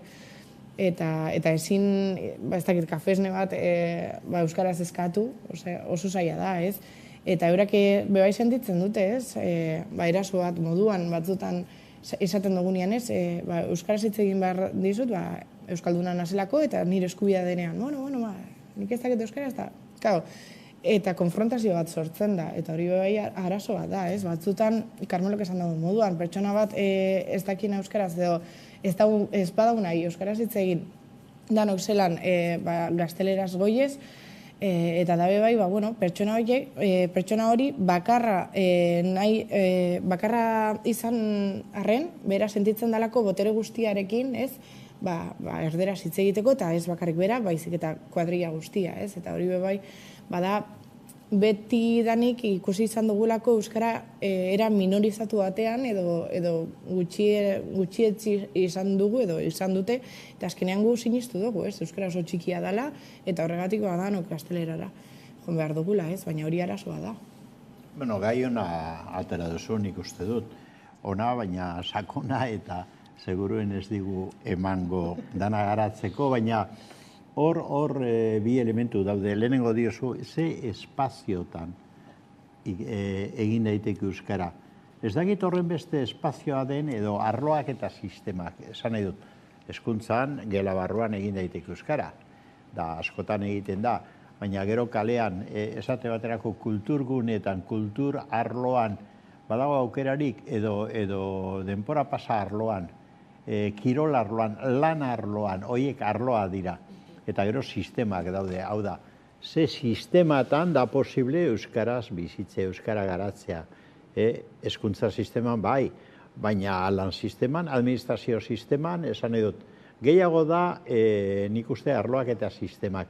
Hau da, euskarak behar du hezkuntza garatu bat izateko sistema oso bat, sistemen sistema edo polisistema deitzen duguna. Hori bat. Eta bigarrena da, orain planteatu duzun azken puntu hori, ez da, hau da, gizabanakoaren eskubidea da hizkuntzaren eremuan, bakarri gizabanakoarena, ez. Zu, Alemaniara basoaz, ez duzu planteatuko haizu, nire eskubidea da gazteleraz, euskeraz edo inglesez egitea. Esango dizute haizu, Alemanian zaude. Alemanez ikasi behar duzu, ez badakizu, hemen bizitzera gelditzen bazara ikasi beharko duzu, ez da? Hau da, eskubide kolektiboak ere badaude. Individuala baina kolektiboak. Da hizkuntza beti izaera kolektiboko zerbait da. Orduan, klaro, hori kontuan hartu behar da. Autodeterminazio eskubide kolektiboa da. Zu ezin zara joan, bizitzera toki batera, esan ez, ni autodeterminatu egiten naiz, da ni orain nik ez dut hemengo nortasuni nahi, eta neure nortasuna garatuko du bakarrik da hemengoa ez moldatu beharko duzu, ez da. Da hizkuntzatan hori gertatzen da, hau da, hizkuntza batek eremu batean, bere eremuan, bere eremu propioan, Euskal Herrian, kasu honetan, eskubide kolektiboa baditu. Eta ezin zara hoien kontra deklaratu, ezin duzu gerra egin Alemaniaren kontra. Zergaitik pentsatu behar dugu gerra egin daitekeela Euskararen kontra Euskal Herrian, edo Katalanen kontra Katalunian. Ezin da, hori da katalanofobia edo euskarofobia. Ulertzen da, klaro, orduan eskubide individuala zertara daukazu hemen? Bueno, Euskara ikastera, baldintza egokietan. Klaro, horretara bai. Euskararen kontra egitera ez duzu eskubiderik, nik uste dut. Orduan, hori da behar dugun formazioa. Eta hori apurka-apurka nik uste joango garela konturatzen. Gutxietxeak izan gara eta gara, benperatuak gara, epailea gure kontra datoz, esaten digute ezin duzu euskaraz egin. Lehenengo hitza, nor zarazu hori esateko? Nor da epaile bat hori esateko? Ze lege, ze oinarri dauka horrek? Hau da, euskarofobia, euskararen kontrako. Hau da, arrazismo klase bat da, Hori argi euki behar da, eta ez dugu hartu behar. Eskubide individuala bai, eta kolektiboak ere bai. Eta biak eskondu behar dira, bakoitza bere eremuan. Nien ez joango Madrilera euskara inposatzen. Zertara etorri behar da hemen norbait kanpotik gaztelera inposatzen da euskararen kontra. Errespetatu beharko du euskararen eremua. Debate interesgarria da ikusten duzunez, baina ez dugu agortuko gaur, ez da? Baina, bueno, nik uste bideo honetik besterik gabe gai hauek ateratzen ditugunean, eta indarra agertzen dugunean kalean, eta indar hori ez du kontrara erabiltzen baizik eta modu positiboan, ez da, garatzeko. Nire hori gustatu zait. Estelako gai bati helduko diogu, izan ere, Madrilera begira jarriko gara, eta horretarako kamararen bestaldean dugu Iñigo Aduriz, eldiario.eseko kastaria. Kaixo Iñigo, eta ongi etorri? Kaixo, arratsaldean, eskerrik asko. Espainiako presidente ohia, Carles Puigdemont eta Esquerra Republikaneko idazkari nagusi Marta Rovira inputatu ditu Espainiako Auzitegi Nazionalak tsunami demokratikoaren kontrako ikerketaren harira. Zein da egiten duzun irakurketa albiste horrekin?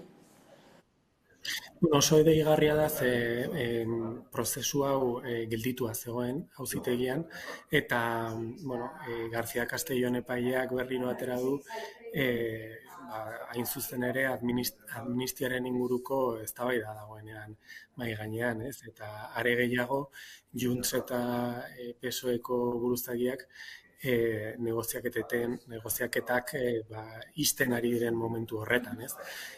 Badirudi beste behin, eta badirudi bakarrik esaten dut frogarik ez daukadalako, eta ez dudalako arriskatu nahi, baina badirudi berriz ere epaileek politika egiten dutela, ez? Edo politika egiten saiatzen direla.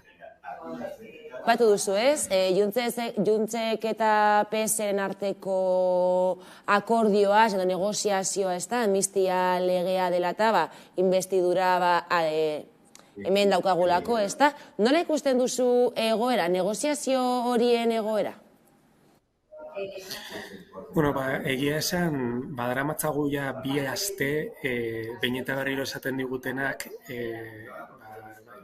bai PSOEko eta beste eta Juntseko aldeetatik, akordio hori edozein momentutan atera daitekeela, ez? Baina ez da iristen, badirudi gaur ere ez dela iritsiko. Eta beraz agian investidura sesio hori ez dela aste honetan izango Alderdi Sozialistak nahi zuen bezala, baizik eta hurrengo astean zehar, baina hala ere badirudi ia itxita dagoela akordio hori, ertzmutur txiki batzu gelditzen direla akordioa izteko, baina ez da akordio hori iristen, ez? Egia da, azaroaren 27 arte bermea dagoela akordio hori lortzeko, baina alderdi sozialistak nahi zuen egutegi hori badirudi ez dela beteko, gaur ez bada akordio hori izten. Aukera hori mahai gainean dago. Badiru izantzu guztien arabera, inbestidura saioa berriz ere atzeratuko da, ez da? Egia da, Ezker Republikanak akordioa itzi duela Sánchezen gobernuarekin, taldearekin, baina, Urkullu karri adirazi du, ez? EAJarekin oraindik ez duela akordiorik itzi PSOEk. Bai, hasiera batean, egia da, investiduraren negoziaketak hasi zirenetik, alderdi sozialistatik argi utzi zigutela EAJaren babesa egintzat ematen dutela, ez, edo ematen zutela. Baina egia ez dugula akordiorik ezagutu, eta Urkullu jaunak esan duen bezala, eta EAJako iturriek esaten duten bezala, momentuz ez dago akordio itxirik, eta ez dira gauza konkretuetara iritsi, eta elkarrizketa horiek ez dira burutzen ari, edo behintzat ez dira Juntsekin egiten ari diren elkarrizketak bezalako oihartzuna, ez dute oihartzun hori, ez? Eta nik ere garrantzizkoa ikusten dut, ez? EAJaren botu horiek ere guztiz beharrezkoak direlako Pedro Sánchez presidente izateko. Eskerrik asko Iñigo Aduriz, eldiario.eseko kastaria, eta ikusiko dugu zer gertatzen diren negoziazioetan, eta eskerrik asko. Ikusiko dugu eta komentatuko dugu bete bezala, eskerrik asko. Entzun dugu Iñigo, ez da, analizi ona egin du, azaldu du berak, eta, kontua da, oraindik ez dakigu noiz izango den investidura saio hori, atzeratzen doa gero eta gehiago ikusteke dago zeintzuk diren lortzen dituen akordioak Sánchezek, ez dakit, egon gara bueltaka gai honekin, baina la ere, egungo egoera nola ikusten duzue?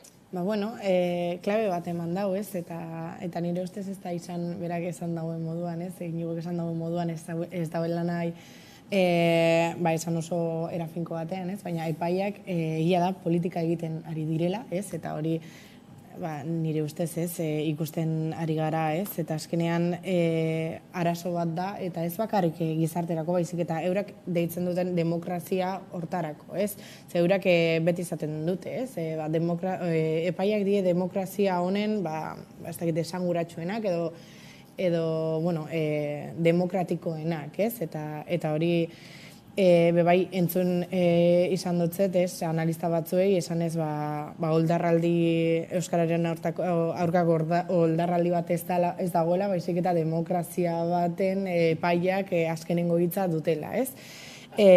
Kasu honetan, ez, ikusten dugu zen motatako epaiak ditugun, ez.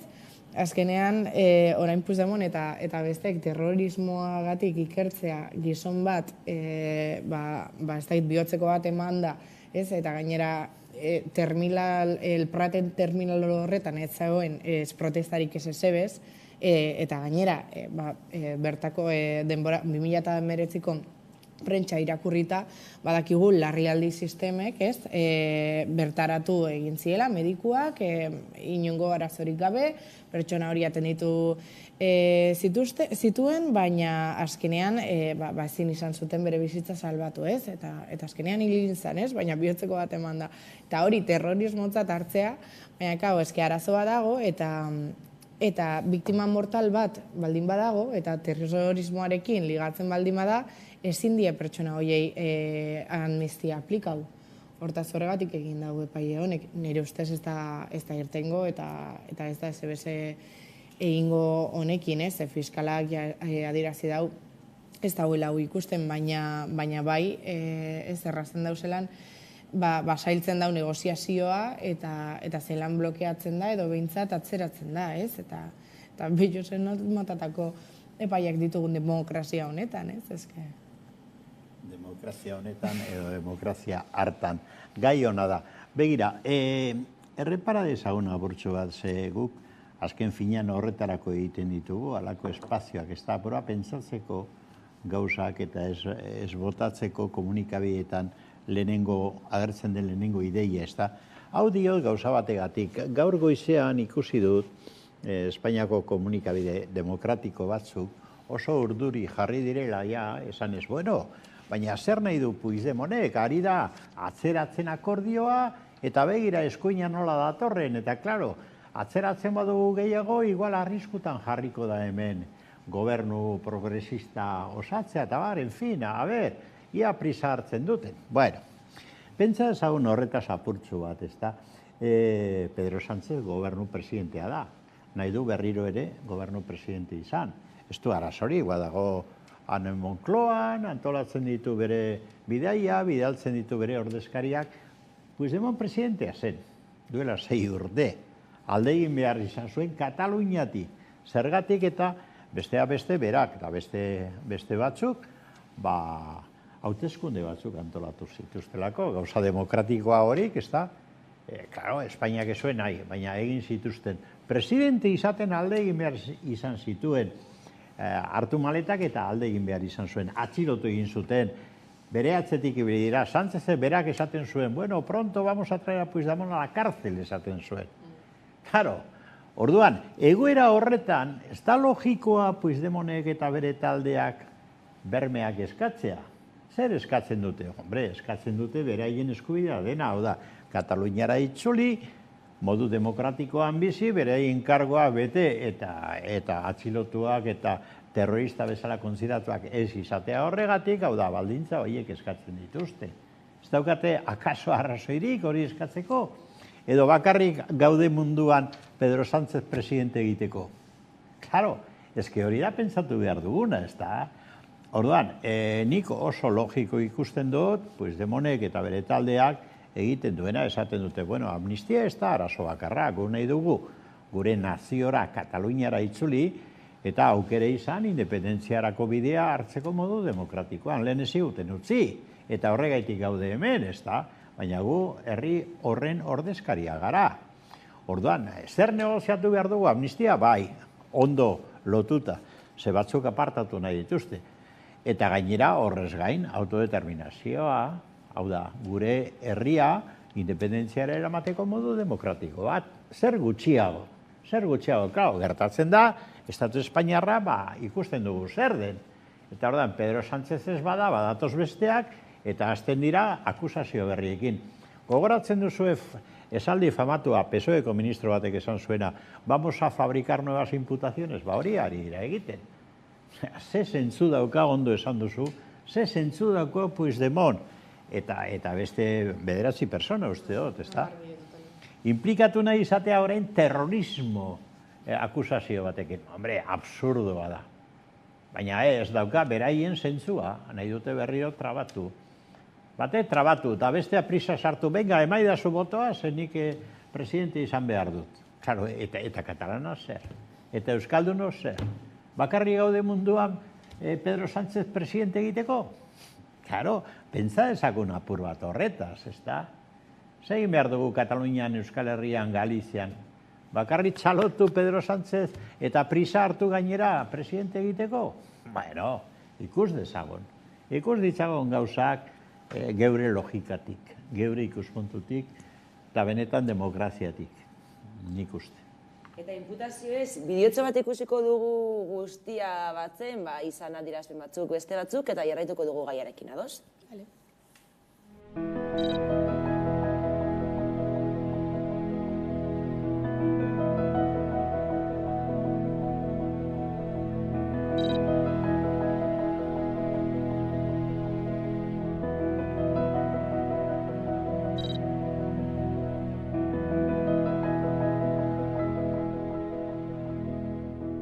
Bueno, nik uste dut ez daudela kasualidaderik, badaudela sektore batzuk interesa handia dutenak gauzak aurrera ez egitearekin, eta 18an erantzungo diegu guzti horiei.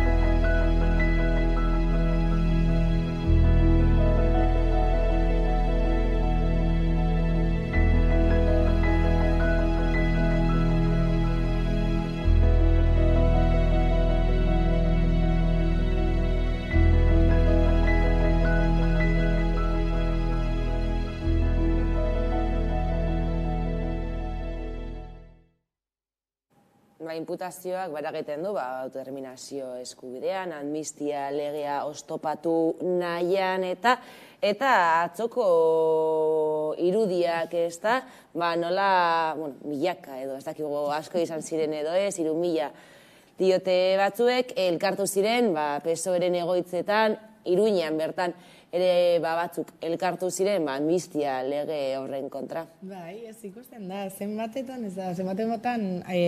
pertsona horiek ez, Polizia Nazionala defendatu izan dute, ez, Polizia Nazionala bere lan egiten dauela, eta, bueno, inoiz egindako violentzia dela existitzen, ez, eta orain, zenbatek adirazi dute bai bideotan, bai sari sozialetan, ez, kristoneko violentzia hartu zagoela Polizia Nazionalak, ez, eta orain kritikatzen hori dana, ez. Egia da, justo, bai, Grande Marlaskaren aurka jarri direla, ez. Grande Marlaskak esan dau, defendatu dau Polizia Nazionalaren aktuazioa protesta hauetan, ez, esan ez, zentzuzkoa izan dela, ez, eta zenbat pertsona eskumakoak esan ez, bueno, Grande Marlaska dala, ez da egit, nire ustez barregarria da, baina ez da, ez, egia da, olako protestak egitea, inoiz ez da ona, baina eurak beti kritikatu izan dute, ez, alako manifestazioak, eta esaten radikalak diela, eta orain radikalak eurak dira. Eta ez dauko inongo zentzurik, baina olako irudiak ikusita, ikusten da, ez, Espainia justo maila horietan, ez, eskuman, ultraeskuman desegona dagoela, ez, eurak ez da zela ondo, ez, pentsatzen zuten berriro gobernatuko zutela eta berriro eskumak hartuko zuela boterea, orain badakigu Pedro Sánchez irtengo dela, ez dakigu noiz eta nola, baina bai berriro presidente izango dela, ez? Eta orain urduridaz eta lakoak egiten dituzte. Ez dakit protesta gehiago egongo dien ala ez, baina nire ustez azkenean amnistia legea irten behar da eta nire ustez irtengo da. Ez dakit negoziazioak zelan bukatuko diran eta zer lortuko duten katalanek. Bai, niri gustatuko litzateke Euskal Herriko alderdiak zer gehiago eskatzia, ez? Lehen, genekien, bere babesa emango dutela ez, baina nire ustez onjala aste batzutako negoziazioak eta oraingoak, gaur egunekoak ez dira berdinak, ez? Hortaz, igual, zer gehiago eskatu dezakete, ez? Ez dakit. Bai, nik uste ari garela konstatazio bat egiten, eta benetan kezkagarria da, baina Estatu Espainiarra leku arriskutsua da. Arriskutsua benetan. Nik ez dut ikusten demokrazia bezala funtzionatzen. Aldiz, ikusten dut leku arriskutsu bezala. Zergatik eta norentzat arriskutsu ez da? Katalanentzat, euskaldunentzat, noski galegoentzat. Hau da, geure bidea modu demokratikoan da lasaian egin nahi dugun herritarrentzat eta nazioentzat. Arriskutza da lehenengo naziotasun hori ez digutelako onartu nahi.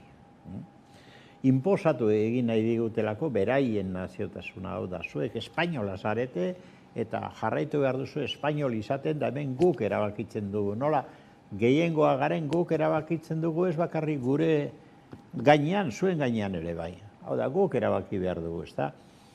Eta hori ez da bakarrik eskuina, eskuina eta Espainiar sisteman partekatu egiten duten printzipioa da. Hau Espainia da eta Espainian Espainiarrak erabakitzen dugu eta zuek ez zarete, zarete kultura bat agian, baina ez zarete nazio bat, ez zarete herri bat eta ez duzu erabakitzeko eskubiderik.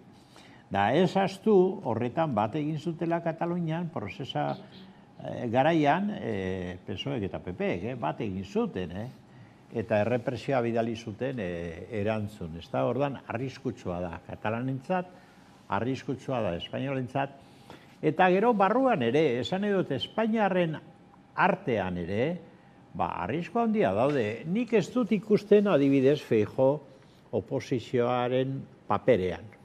Ez du nahi oposizio izan. Ze tokatzen zaio oposizio izatea. Beste gobernu bat egiten badute, koalizioko gobernu bat, berari tokatuko litzaioke oposizio lan egitea, baina ez daude horretara, ikusten duzue, daude apurtzera. Daude, justu ere, sistema politikori lehertzera. Eta lehertzera esaten dugunean, eskuinak esaten dugunean kontuz. Ze badakigu eskuinak nola lehertzen dituen gauzak.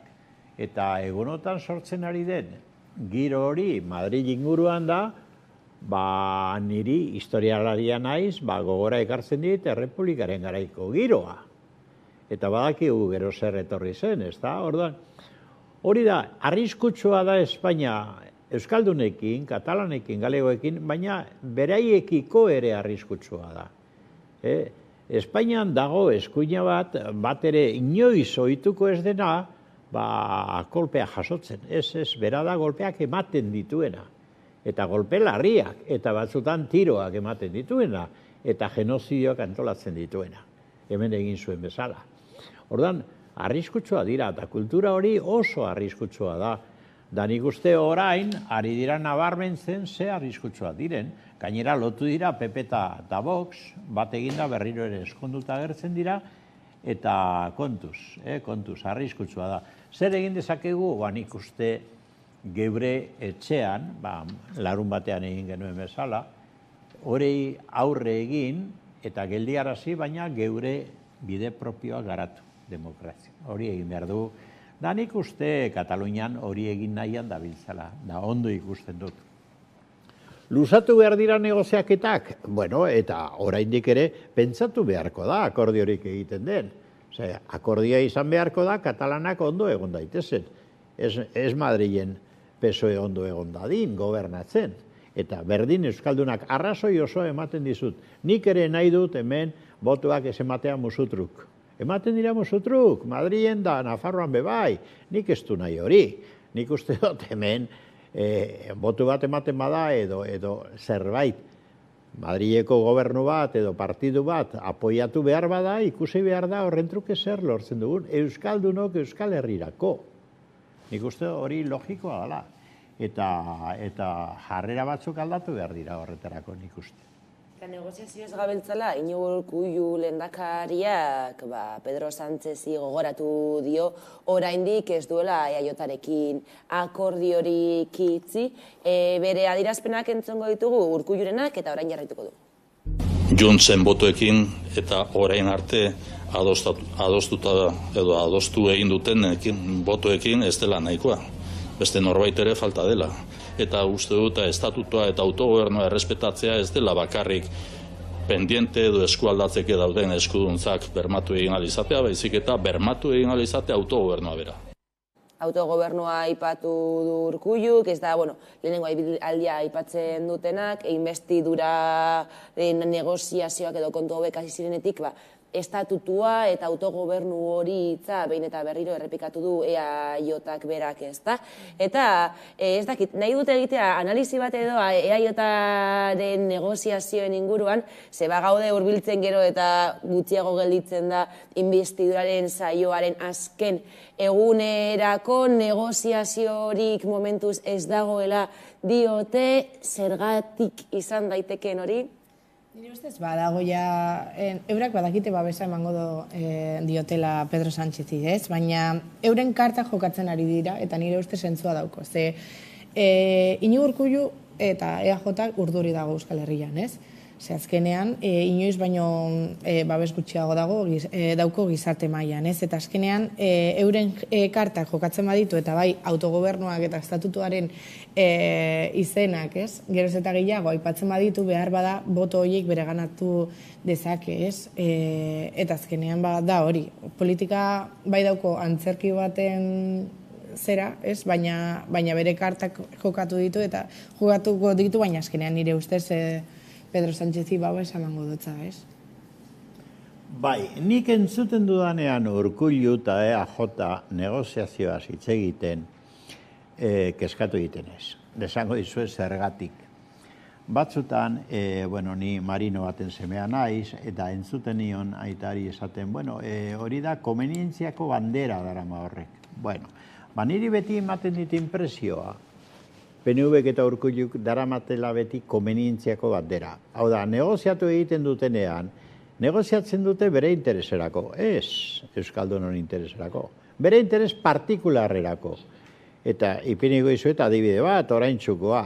Hemen egon da akordio bat Gasteizko Parlamentuan hezkuntza legearen inguruan, akordio zabal bat. Halako batean ara non, azken momentuan, PNVek adosten du, hau da, negoziatu egiten du PSOErekin, lege hori aldatzea okerrerako, hau da, PSOEren ikuspunturako, eta badakigu hezkuntza eta euskara arloetan PSOEren komenientzia zein den. Hau da, amore ematen du PNVek, negoziatu egiten du, Urkullu dio bezala. Bai, negoziatu. Zer negoziatzen du? Bere komenientzia. Zergatik? Nahi duelako zuk ondo esan duzun bezala, ikusi eta gero eta boto gutxia daukatela hemen, nahi duten lotu sozio bat gobernatzen jarraitzeko. Eta modu horretan, adibidez, EH Bilduk irabazten badio hauteskundeetan, hala eta guztiz, lotuta eduki PSOE eta beraz egi gobernatzen. Gauzak argi izan behar dira. Orduan, nik Urkullu entzuten dudanean negoziak eta hitz egiten, kezkatu egiten naiz asko. Ze, esan bezala, PNV da komenientziazko bandera daraman alderdia beti. Eta negoziatu egiten du bere komenientziara. Da hori ez da demokrazia. Hori trampa egitea da. Eta norbere interes personalak eta partidukoak aurretik jartzea, eta hezkuntza legean larria da, ze ikusiko dugu, ze gertatuko den hezkuntza legearekin. Atzera pauso bat emango dugu, PNVri komeni zaiolako PSOE lotuta eukitzea? Gobernatzen segitzeko, Urkulluk edo antzeko batek? Argitu dezagun zer den negoziazioa, da zertarako negoziatu behar den. Hezkuntza legea aipatu duzula, ziurrenik, azalaren bukaeran edo hezkuntza legea onartuko da, ez dakigu zein zuzenketekin eta zer gertatuko den. Gaur bertan Ikoitz Arrezek, EH Bilduko kideak adierazpen batzuk eman ditu legebiltzarrean, entzungo ditugu eta modu labur batean helduko diogu gaiari. Eta arazoa da, ezarritako helburuak B2 lortzen ez duten, B2 lortzeko gai ez diren A eta B eta D ereduak sartu dituztela zuzenketa bidez azkenengo momentuan. Baina gainera, gure buruari egiten diogun galdera da, 5. zuzenketa horrek inungo eraginik ez badu, zertarako sartu dute zuzenketa hori. Bildarratz sailburuak esaten du, zuzenketa horrek, zioetan dagoen zuzenketa horrek ez duela inungo eraginik, eta orduan, zertarako registratu dute azken momentuan, inungo eraginik antza ez duen autozuzenketa bat. Zein da beraz autozuzenketa horren zentzua? Azken orduan sartu den zuzenketa ez da, eta zehazki hizkuntza ereduei erreferentzia egiten dioen zuzenketa. Eta, aipatu du ez, Bildarratzek berak esaten omen duela eraginik ez duela zuzenketa horrek, baina orduan, zertarako jarri zuzenketa hori. Bakar nolak esan dugu moduan, ez? PSOE lotzeko. Azkenean PSOE Euskadin klabe bat da, ez? Eta azkenean bai da, nire ustez ez, oingo datorren hauteskundeetan egongo da EAJ eta EH Bildu, bata edo bestea boto gehien bere ganatuko ditu, baina azkenean norantz joko duen PSOE klabe bat da, ez? Eta eurak badakite. Nire ustez, EH Bildu Madrilen daukon erlazio bat PSOErekin Euskadin ez da ulortu. Ze Euskadiko PSOE eta Madrilen dagoen PSOE ez da berdina. Eta hemen irabazteko gehiago dauko EAJ eta hezkuntza legean hori ikusi da. Hemen ondorioak atera behar dira gauzetatik, ez da, esperientzitotik. Da hemen ondorio oso kezkagarri bat atera behar dut. Eta da, begira, hemen ikusten dena da EAJ prest dagoela Euskarari kalte egiten, zebistan da, ereduagia inok ez ditu defendatzen, esaten da horrek ez du balio Euskara garatzeko, prest dago kalte egiten baldin eta horren negoziazioan PSOE lotzen badu. Eta PSOE badakigu zer den Euskararekiko eta Euskal hezkuntza sistema propioarekiko, kontrario bat. PSOE esen egon larun bateko manifestazioan hemen, zergatik esen egon. PSOE Nafarroan, PSOEk ez du nahi euskara garatzea eta ofiziala izatea Nafarroa osoan, zergatik ez du nahi. PSOEk hezkuntza sistema nahi du espainolaren oso antzekoa eta berbera izatea, eta ez euskal hezkuntza sistema propio bat. Zergaitik? Pues hori da. Ordan, claro, EAJ prest dago, arriskutan ikusten badu Jaurlaritza eta instituzio batzuk PSOEri amore eman eta euskarari kalte egiten, bera mantentzeko gobernuan. Hori da ondorio tristea gaur egun ikusi behar duguna. Eta hortik ikasi beharko dugu eta beste jokabide batzuk eta beste juizio batzuk egin beharko ditugu EAJaren da Urkulluren gainean. Ni oso kezkatuta nago jokabide horiekin. Eta, bueno, eta gero hezkuntzako sailariak esaten du ezer ez dela aldatzen. Hori da, zuk esan duzu, orduan zetako egiten dute. Hau da, zetako egiten dute, ez bada ezer aldatzen apurtzeko akordioa? Ez, egiten dute beraien poltrona hori lotzeko, argi eta garbi. Jaurlaritzaren poltrona lotzeko, badakitelako PSOEk hori eginda, bat egingo duela eta PSOEk prest dagoela. Urkullu berriro Jaurlaritzan jarri eta beraiek ministerio batzuk euren tartean eta poltrona batzu banatu. Hori da PSOEren paper tristea hemen, paper tristea, baina prest dago hori egiteko. Duela urte betez, hezkuntza legeak nola akordio zabal bat lortu omen zuela, Elkarrekin Podemos, EH Bildu, PSE eta EAJak ondu baitzuten hezkuntza lege hori, gero azken seketarekin bestelako egoera baten aurrean aurkitzen gara, eta gainera ez soilik alderdi politikoak ez da, eragile sozialek, irakasleek, gurasoek, eta guztiz kontrako jarrera dirazi dute, azken batean, Carmela aipatu berri duzu, ez da, A, B eta B ereduek ez baitu euskarari laguntzen ez normalizazioari bide egiten. Ezin dugu gaztu, Inigo Urkulluk bera bakarrik ez bere gobernuarekin, PSOErekin, lege hau aurrera atera zezakela. Baina bera izan zen, aipatu zuena argazki kompletu bat nahi zauela, ez?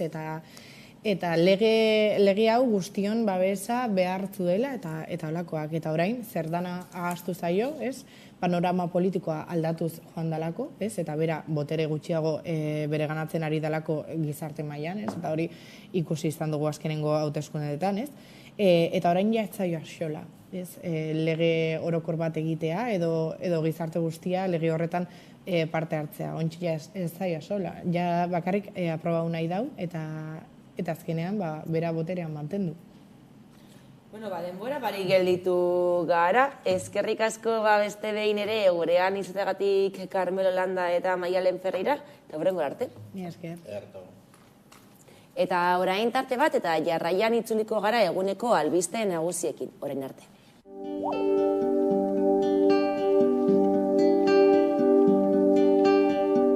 Liburuaren izenburuak erantzuten die bi atalei, gero badago hirugarren bat ere, baina lur gainean horretan nik bilatzen dudana da leiho bat eraikitzea, ez? Eta leiho horretan irakurlea oso toki zehatz baten jartzea. Eta horretarako bildu ditut, aipu referentzia eta baita datu desente, niri agian begirada aldatzeko deigarri sortatu zaizkidanak, eta niretzat arreta ditzen duen datu bat izaten da eunekoena, azalera biztanleriaren arteko harremana. Adibidez, EAen nola azaleraren 98% landa eremua kontsideratzen den, baina bertan bizien biztanleria osoaren 11%, eta alderantziz nola gainerako 12% horrek jasotzen duen biztanleriaren ia 90%. Orduan, bi datu horiek gain jartzen baditugu, azkenean argazki oso esanguratsu bat da, ez? Guk, gehienok, nondik begiratzen dugun landa eremua, eta gero horri erantzuten diete baita politikek, zerbitzuek, eta horratzetik datorrena. Eta gero beste kontu bat, iruditzen zaidala nabarmena ero da, nola gure iruditerian lotzen dugun landa eremua nekazaritza jarduerarekin, eta hori datuetara ekartzen badugu, adibidez EAeko datuekin jarraituz, gaur egun, Bertan, lan ordaindua duten emakumeen 75%ak zerbitzuen eremuan egiten du lan, eta lotuta nekazaritzarekin harremana hori, gaur egun landa eremuan bizi diren emakumeen 58%ik ez dauka harremanik nekazaritza jarduerarekin. 30%ek dauka autokontsumorako, eta 12% da soilik bere diru sarreren gehiengoa zati bat edo hortik jasotzen duena.